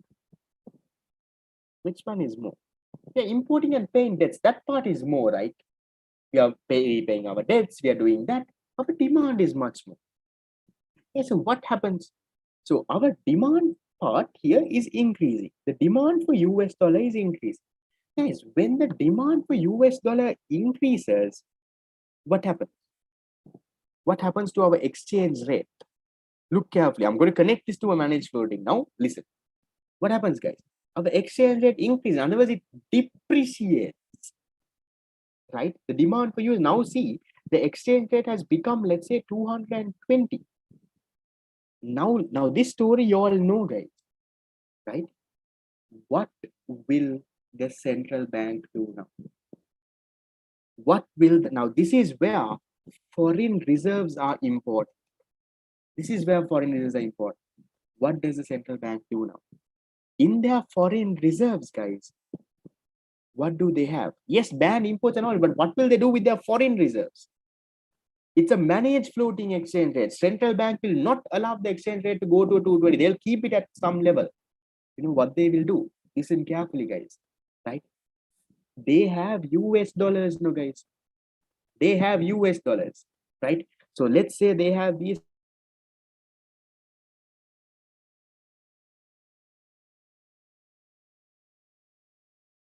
US dollars. They will sell off these US dollars and they will buy Sri Lankan rupees. So they will supply, right, US dollars. So supply for US dollars is artificially increased in this case, right? So they supply the US dollar. Then what happens, guys? The exchange rate comes back to normal. Let's say increases only by a little. Let's say 200 became 205. That is what the Sri Lankan government is doing right now, guys.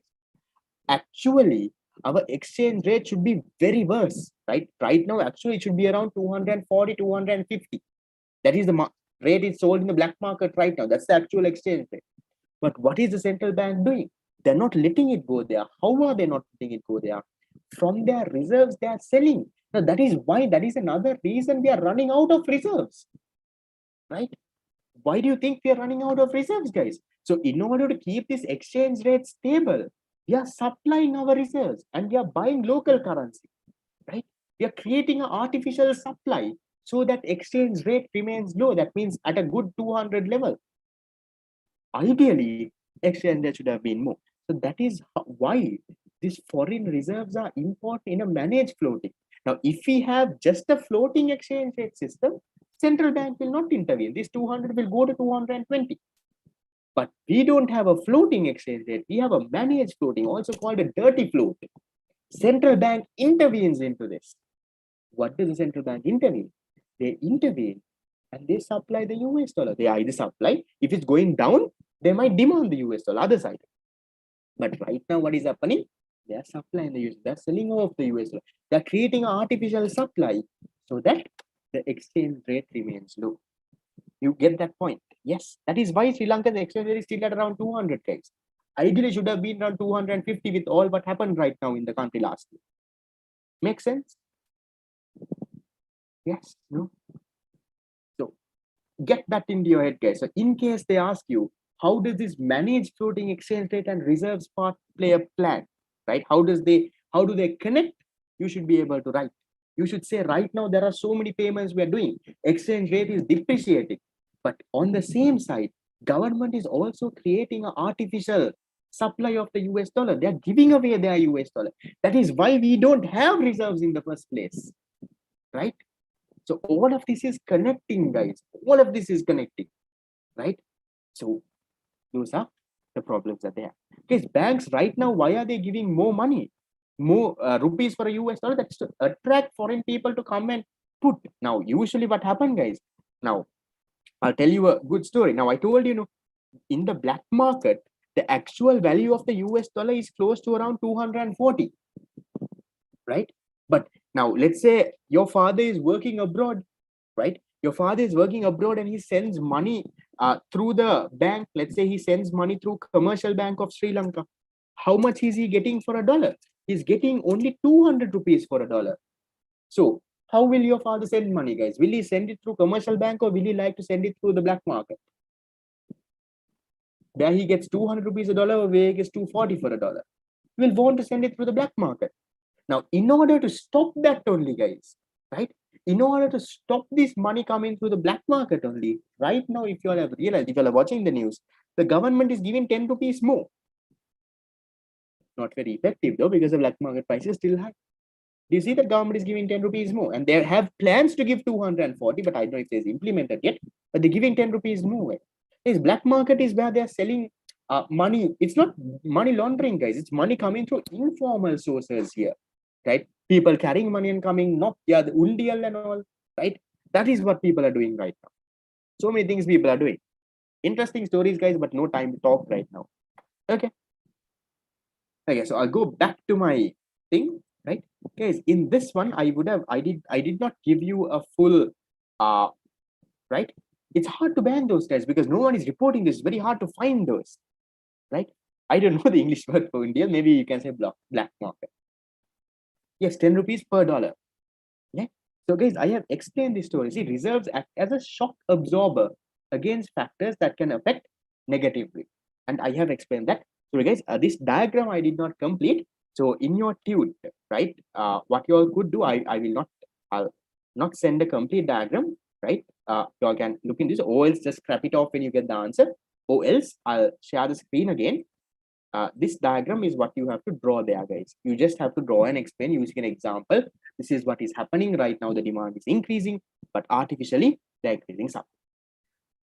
Back to the first equilibrium below. It's like this, guys. Artificially, it depends. So they depends on how much they supply. So they can now what they usually do is they will try to bring it at a lower rate.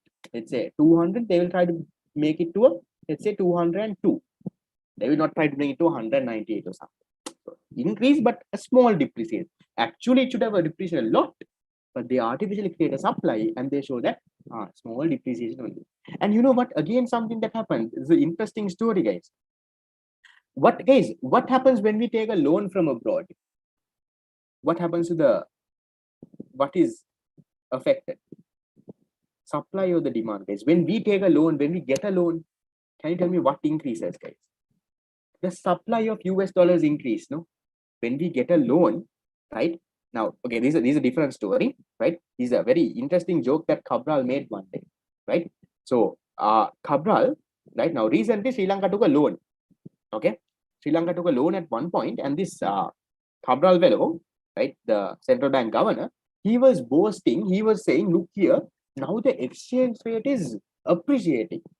You know what actually happened? When we took a loan, right? When we took a loan, our supply of US dollar increased, right? So more money came in. So when the supply of US dollar increased, yes, this became 190, exchange rate appreciated. So he was saying, you know, yes, exchange rate appreciated, we were performing well. But the actual reason was we took a loan. But you know, then you will think, so we can always take loans and appreciate our exchange rate. You know what happens? Loans have to be repaid, right? So when you have to pay back, you have to pay back with interest. You don't just repay, you pay back with interest. So when you start to repay these loans, right now, yes, interest exchange rate would have got appreciated. When you start to repay, guys, you repay huge amounts. It goes crazy up. Demand skyrockets there. So that is not really the solution. Taking loans is not the solution to appreciate the exchange rate. Loans have to be repaid. So small things there, guys. And try to understand everything that makes proper sense. Maybe if I do another session, I'll try to go a little bit slow, try to explain much more concept. Okay, so shall we? That's about the areas that I wanted to cover. We pay loans in terms of dollars. So this diagram you can complete, guys, right? So, okay, a few more things. I don't want to promote this, but I don't get any out of it, guys. If anyone is interested in past papers, I have my, you can subscribe to our, page, right? Our RC, UOC, FMF YouTube page. We have some certain areas that we have discussed previous sessions you all can watch. And also to this, guys, I have my own page that is called iTutor SL, right? I have past papers discussing that until unit number 7, unit 8, 9, and 10. I'll put it very soon, right? I have the videos. I couldn't find time to upload it. So all the past papers from 2011 to 2020, all the past papers are discussed about. I don't get any money out of it, guys. It's a free thing. You can go and you can watch it. I'll try to put the other ones very, very soon. Okay, I've got so many messages, more than enough. Okay, shall we move to the quiz? Yes. Yes, WhatsApp, I get so many messages, guys. I have around 700 unopened conversations. Shall we move on to the quiz? Okay. Okay, give me a second. Okay, so to move on to the quiz, so winner gets this thing. So guys, one more thing, come with your proper name. Don't come up with any crazy name, because depending on your name only, that quiz will be given, that scholarship will be given. right? So they will ask you to put your nickname. Don't put any crazy names, put your proper name, right? So I'll tell you how to join, what to do, guys. Don't worry, hold on. Give me a second. Okay, so to give me 1 second, hold on, let this quiz load a little. Okay, so it will be a quiz on Kahoot. I'll show you what to do and what happens and everything, right? So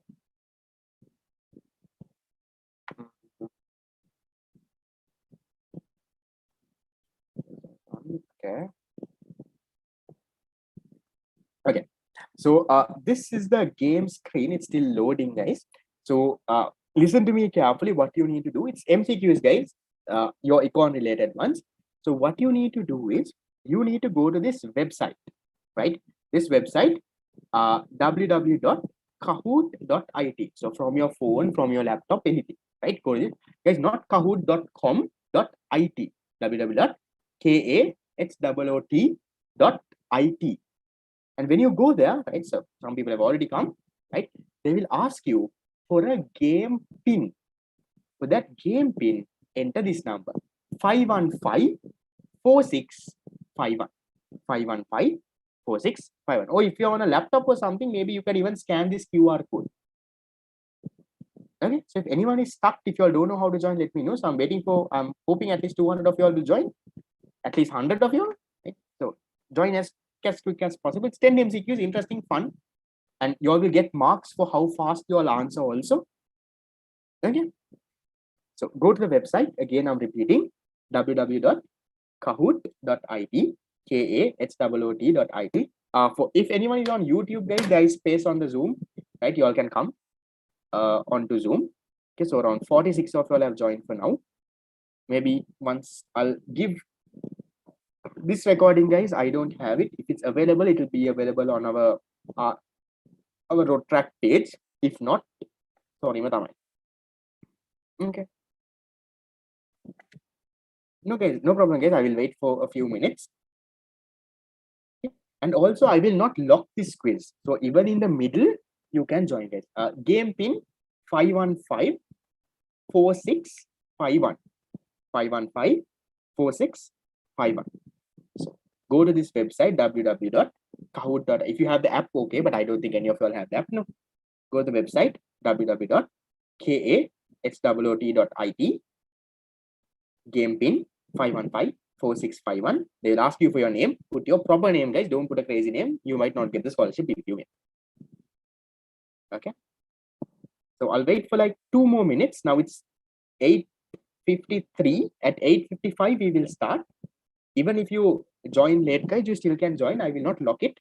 Game pin I will send in the chat box also and keep, right? So game pin, right? If you join late, it still be there in the screen. 515 4651. Okay. The website is www.kahoot.it. Okay. So that's how you can log in. I'll start in 1 more minute. Right, at 8:55 sharp, I will start. It's a 10-minute thing, guys. Just to let you all know, one question has 60 seconds, right? Has 60 seconds. Guys, there is a form to send your feedback also. After the quiz, I will send some feedback, right? If you all have any feedback about the session, I would love to hear it from you all. Now, maybe you can focus on the quiz, right? So after this session, I'll send the feedback form again. If you feel that there is anything that we're doing good, you can let us know. If there's anything that we can improve on, please let us know on that as well, right? That would definitely help us on the following session. Okay, so around 150 of you all are there. Okay. Okay, so it's 8:55 because I'm starting, right? You still can join with the same pin, same thing, right? Even if it's started. Okay, so 150 is there, I'm starting. Okay, so first question, guys, is a trial question, right? So just to get you familiarized, no mark for this question, but just give me an answer. First question, that's just a trial question. How much is 5 plus 5 multiplied 2 by 2 plus 5 multiplied by 5? At least let's see how much if you all can get your basic maths right. Okay, so no marks for this. Is just a trial question. Your other questions on Econ. This is how you will get your question. If anyone is wondering how you get the question. You get 60 seconds, 4 options, question will come, you need to put your answer. The faster you answer, the more points you will get. So you get points out of 1000. If you answer very fast, you will get closer to 1000. You take a lot of time and answer, you will get a little less. Right? So I'm getting answers on chat box as well. 153 of you all have answered. Yes, you might have sometimes connection issues if your net is slow, but I can't really help on that. So you have around 15 more seconds. 160 people of you all have answered. Game pin is there at the bottom of the screen, guys. Still it's there. Okay. Right, so there is no points for this, don't worry. Right? That's how the questions will come. Okay. So, okay, so most of you have got that correct. 27. Okay, so now we are going to start the actual econ quiz. There are 10 MCQs. Last 2 MCQs have double points. So last 2 MCQs are out of 2000. And I'm telling you guys, some MCQs are calculations, right? Maybe have a pen and a paper near you because you will have to, soon make the calculation, get it done. Maybe you have a calculator, I don't care, right? Not questions that you can easily answer something. Okay, so I'm starting. Good luck. Okay. Okay, so this is the no scoreboard for now. Okay, this is your first question. QD equals 500 minus 10p. What is the PED, price of sale demand, between the price range rupees 20 and rupees 30? Okay, I don't know how you're answering so quickly, but I will also take some time to figure this out. QD equals 500 minus 10p. What is the PED between the price range rupees 20 and 30?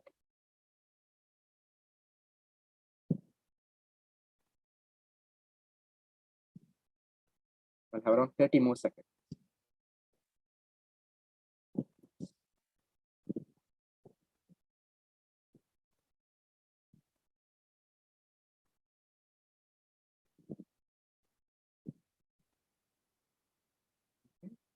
If you have only 10 seconds, only 90 of you all have answered. Hurry up, put something. 5, 4, 3, 2, 1.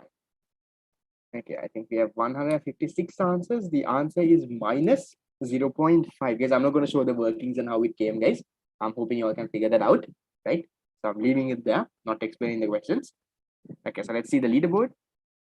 Okay, so we have Arshad on top, right? So the faster you answer, the more points you get, right? So these are the top 5 for now, right? We'll go on to the next question.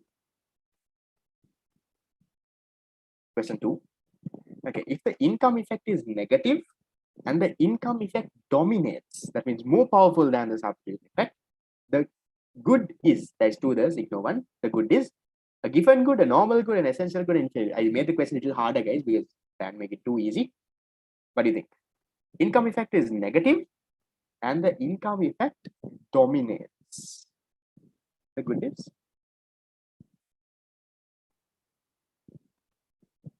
income effect is greater than the substitution effect.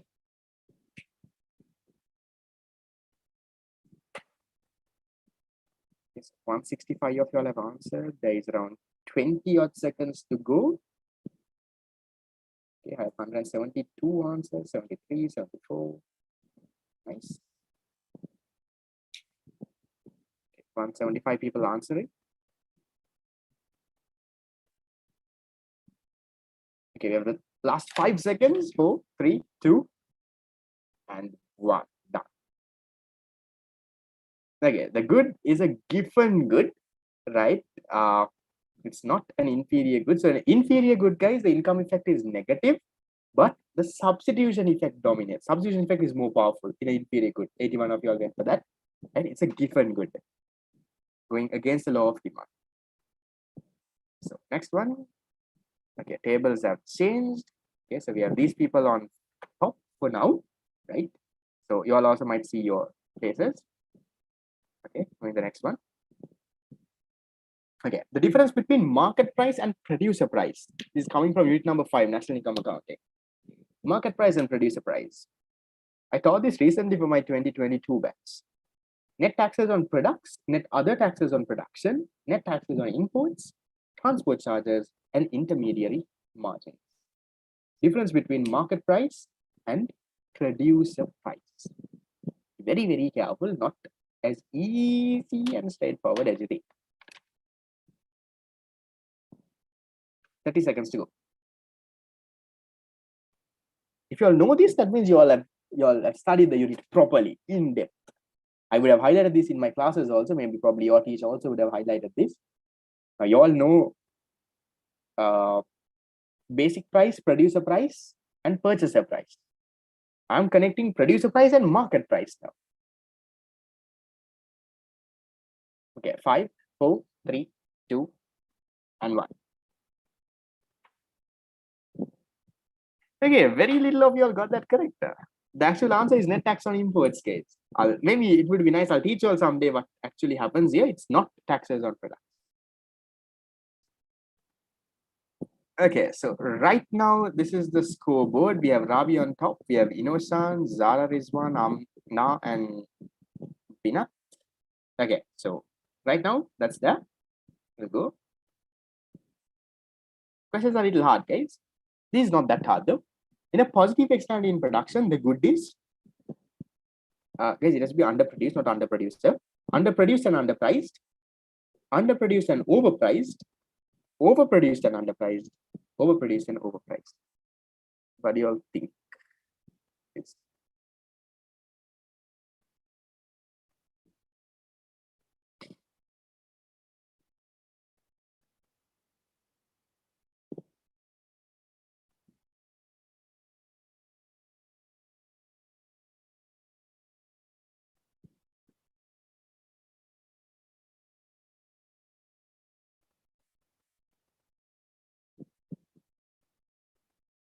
15 more seconds.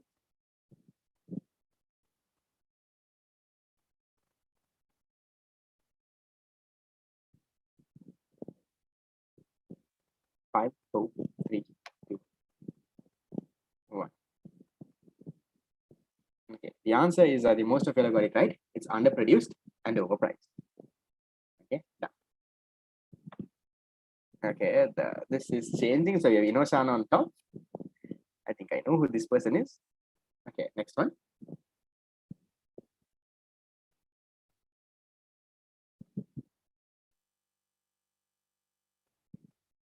Okay, based on the 2021 Index of Economic Freedom, Sri Lanka is ranked where?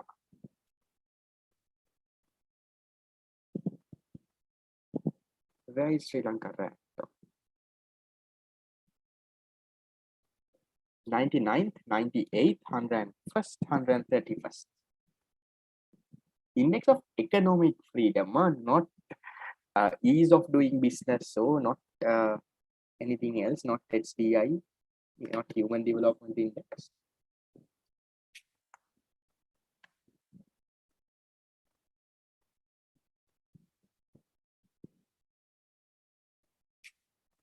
Economic freedom. 10 more seconds. 8, 5, 4, 3, 2, 1. Okay. Okay, it's 131, guys. I gave 99, 98, 101. Those are all close to the ease of doing business index.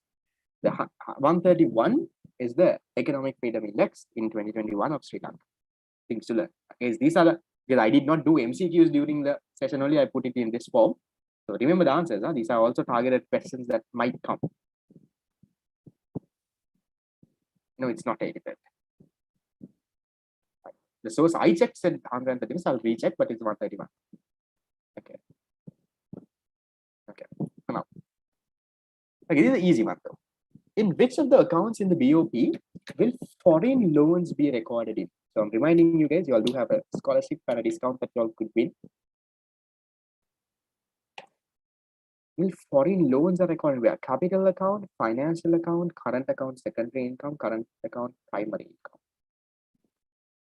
Foreign loans.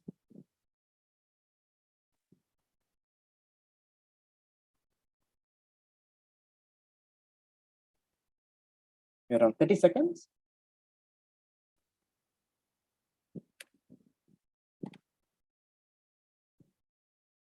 Yes, just as the quiz leaves, quiz finishes, don't leave as well.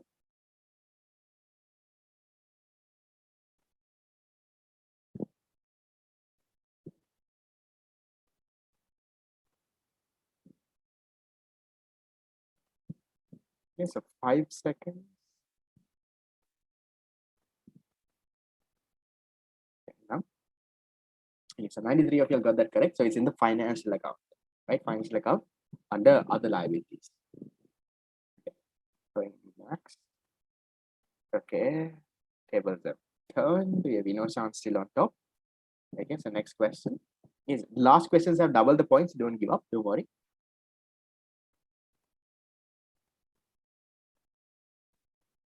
Diminishing marginal returns occurs when marginal product is rising, marginal product is falling, marginal product is zero, total product is falling. This is, I think, the easiest question in the paper. When does diminishing marginal returns occur?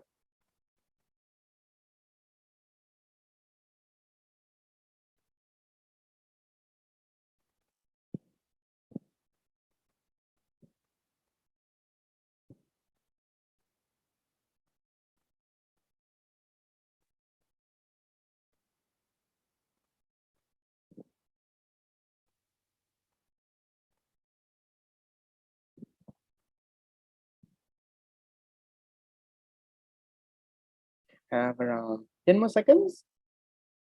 Easy one, guys. Come on. If you're doing A levels in Feb, I think this should be a very easy question to handle.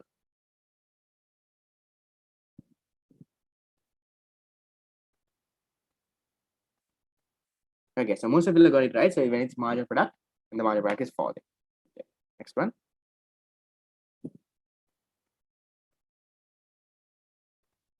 Okay, going next. Okay.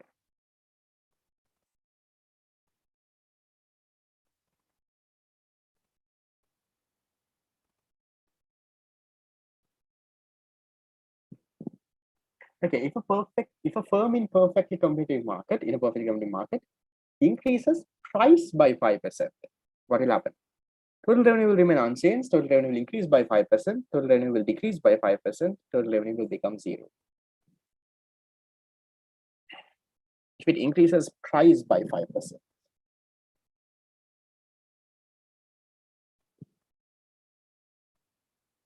25 seconds to go.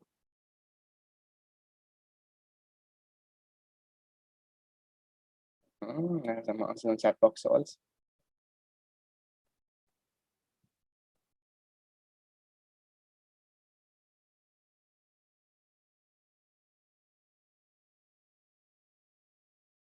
Five, four, three, two, and one.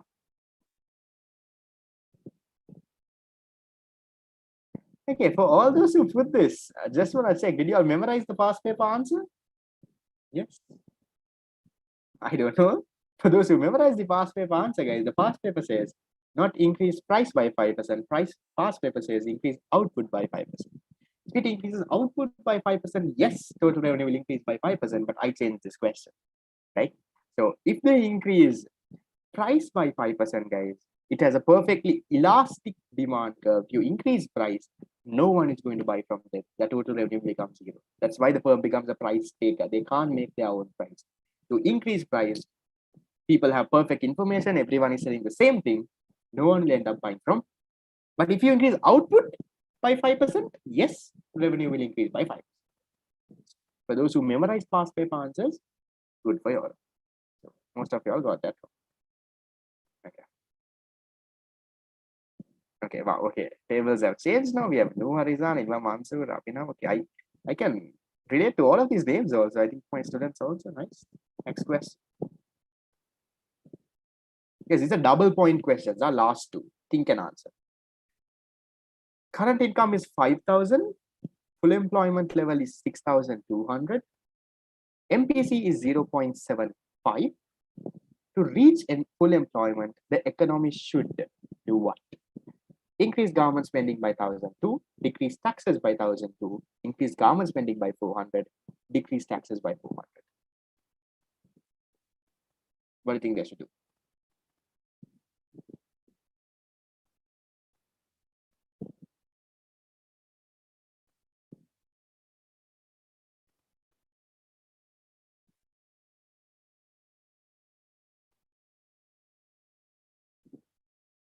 Hmm?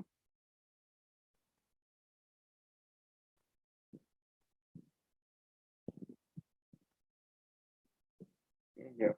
Close to around 10 seconds. These double points, remember.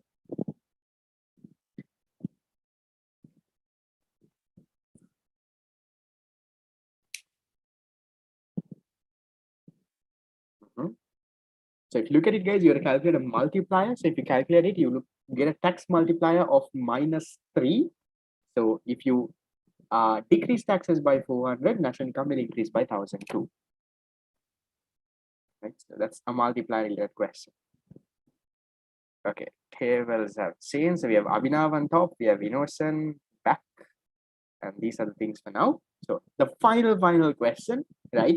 You have double the points, guys. Just as you leave, just as you finish, don't leave, come back to Zoom. Right? There's a few more things that I would want to add, and then we'll finish off. Okay. Right. Final question. Good luck. 11 of 11. Double points. Working age population is 15 million. Labor force is 12 million. Employed is 9 million. The unemployment rate is the easy one.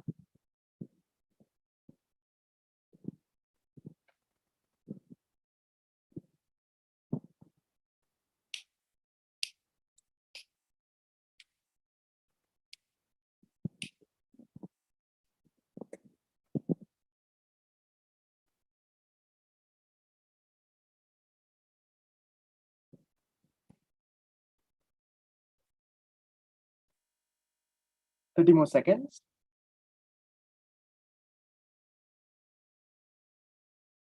Final question, double the point.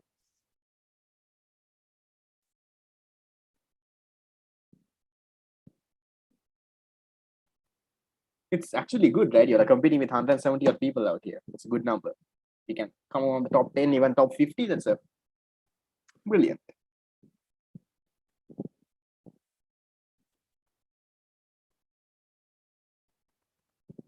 Okay, so most of you all got it right. So it's 25%, guys. The unemployed people is 3 million. 3 million over the labor force 12. 3 over 12 into 100. You get a 25%. Okay, so this is how the podium will look like. We'll look at how the things look. So on third, we have Zara Rizwan. Congrats. With 9 out of 10. Then on second, we have Amna Azmi. And in first place, right, we have Abhinav. I think I know who that is as well. So fourth place, we have Safna. And in fifth place, we have Noor Rizan. So these 5 people guaranteed I will let Icon Business School know you all will do get a discount. I will check on the top 10 and the others also, maybe even the top 50. I'll see if Icon Business School can do something for you all, right? So coming back to small bit of advice, guys, that I would want to give you all, right? These are the last days. Okay, while you all listen to me, right? I don't think there's anything to look at the screen as well, right? So while you all listen to me, right, you all can fill in this feedback form that is there on Zoom as well, and listen to me very carefully, very important, right? So you all currently have less than 1 month to go, okay? Less than 1 month to go. Small bit of advice that I would tell you is now, right? During these times, don't study anything new. Don't study anything new. So far, you have studied all what you can, right? Don't study anything new. In your paper, to get an A, you don't need 100 out of 100. You don't have to get everything right. You only have to get 75 out of 100. So 150 out of a 200. So you can get questions wrong. And some things that you don't know, you can leave it also. So don't worry about the questions that you don't know, guys. Right? There will be parts that you don't understand. No matter which teacher teaches you, not going into your head. That's fine, right? So now it's not the time to learn those, guys. Leave those, right? And please make sure before you go to your exams that you do all the past papers, right? From minimum 2011 to 2020. You know every single question. Don't memorize answers like you all memorize the answer for the increase in output, right? Part 1 definitely matters. So don't memorize answers. Don't do any of that. Understand the questions, guys. Do the questions again. Maybe don't spend time writing second part answers also. Now read the question, read the answer, right? So don't go too much into learning new things. And I'll tell you guys, these days minimum you should be studying around 8 hours to at least 12 hours, right? That should be your time scales. And if you're good at econ, maybe put your focus onto other subjects. And don't panic, right? Teach your friends as well. past papers, my one I will upload very soon, guys. I also have 100 messages which are not replied to. I will upload it very, very soon, right? So on your end, focus on your past papers, right? Focus on what you know. There are easy questions, unit 1, unit 2, right? Baby ones, right? Which you can easily score. So passing is not at all a problem. Focus on what you are really want to do. And then you should be able to get things done. And one more thing, guys, before you leave, right? I would really like to have some feedback about today's session, right? About if you feel that I can improve in some way, if you think I did something good, right? Would love to get some feedback, and that would definitely encourage me to do more and more. So the Google form is there on the chat box, right? So just take a minute or two if you really what feel that we did a good job, right? Something, because we're trying our level best to do something for free, and it's all our time. And even though you don't realize, there are so many people behind the scenes making this happen, right? Right now you only see my face, but there is a whole group of around 20 people, right, called Target Communications, who is working on this Zoom, YouTube lives, to sending these messages to you all, to doing everything, right? So I think at least if you appreciate the effort that we put in, maybe do fill in the Google form if there's anything that you would like to do. If you would want us to add in this seminar series, anything that you all feel like we should do another session like this, why don't we do something like this, give in your feedback. We'll incorporate all of that and try to improve and be better and better. So for those who were among the top 5 in the quiz, please do send me a message as well. I will forward your details. I also have it in the system in my quiz, right? So the answers also have been sent in some groups. There are some groups that I sent the link in, right? This thing, my class groups. So I will send you all the answers. For those who are in the target seminar groups, you all would have got the answer PDFs. Other groups also, I will send it personally, don't worry. So that is basically it from me. Please, please, begging you all once again, do leave some feedback. I hope it was an interesting session.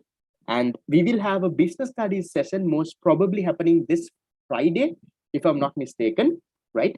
I think it's on Friday. I'll let you all know the date. If I'm not mistaken, it's on Friday. So do come for that as well. That's another university undergraduate doing that. Someone just like me, will be a definitely valuable session. So call all your friends, come in big numbers, just like you all came today. And I'm pretty sure that you all will ace your exams and do really, really great. So good luck. If you have questions, please do stay and clarify. I'm open for any questions. I'll stop the recording and then we can end the YouTube live here. I will upload the past papers very, very soon. So thank you and have a good day and good luck with your exams. See you. Bye-bye. Don't forget to leave some feedback. See you. Bye. And that concludes today's session as well. Hope it would be really helpful on your upcoming exams and that you all pass with flying colors. Hope to see you in another wonderful session. Thank you, Arshad, for that interesting and interactive session. Until that, stay safe and a very good night. Thank you. See you. Bye-bye. Yes, if you have questions, you can still clarify. Just wait for 2 minutes, right? Because there are so many thank yous going in. Your question, what comes, goes up very, very soon. So wait for 2 minutes and put your question, right? Because I have thousands of messages. I can't scroll up. Wait for 2 minutes, put in your question. Okay.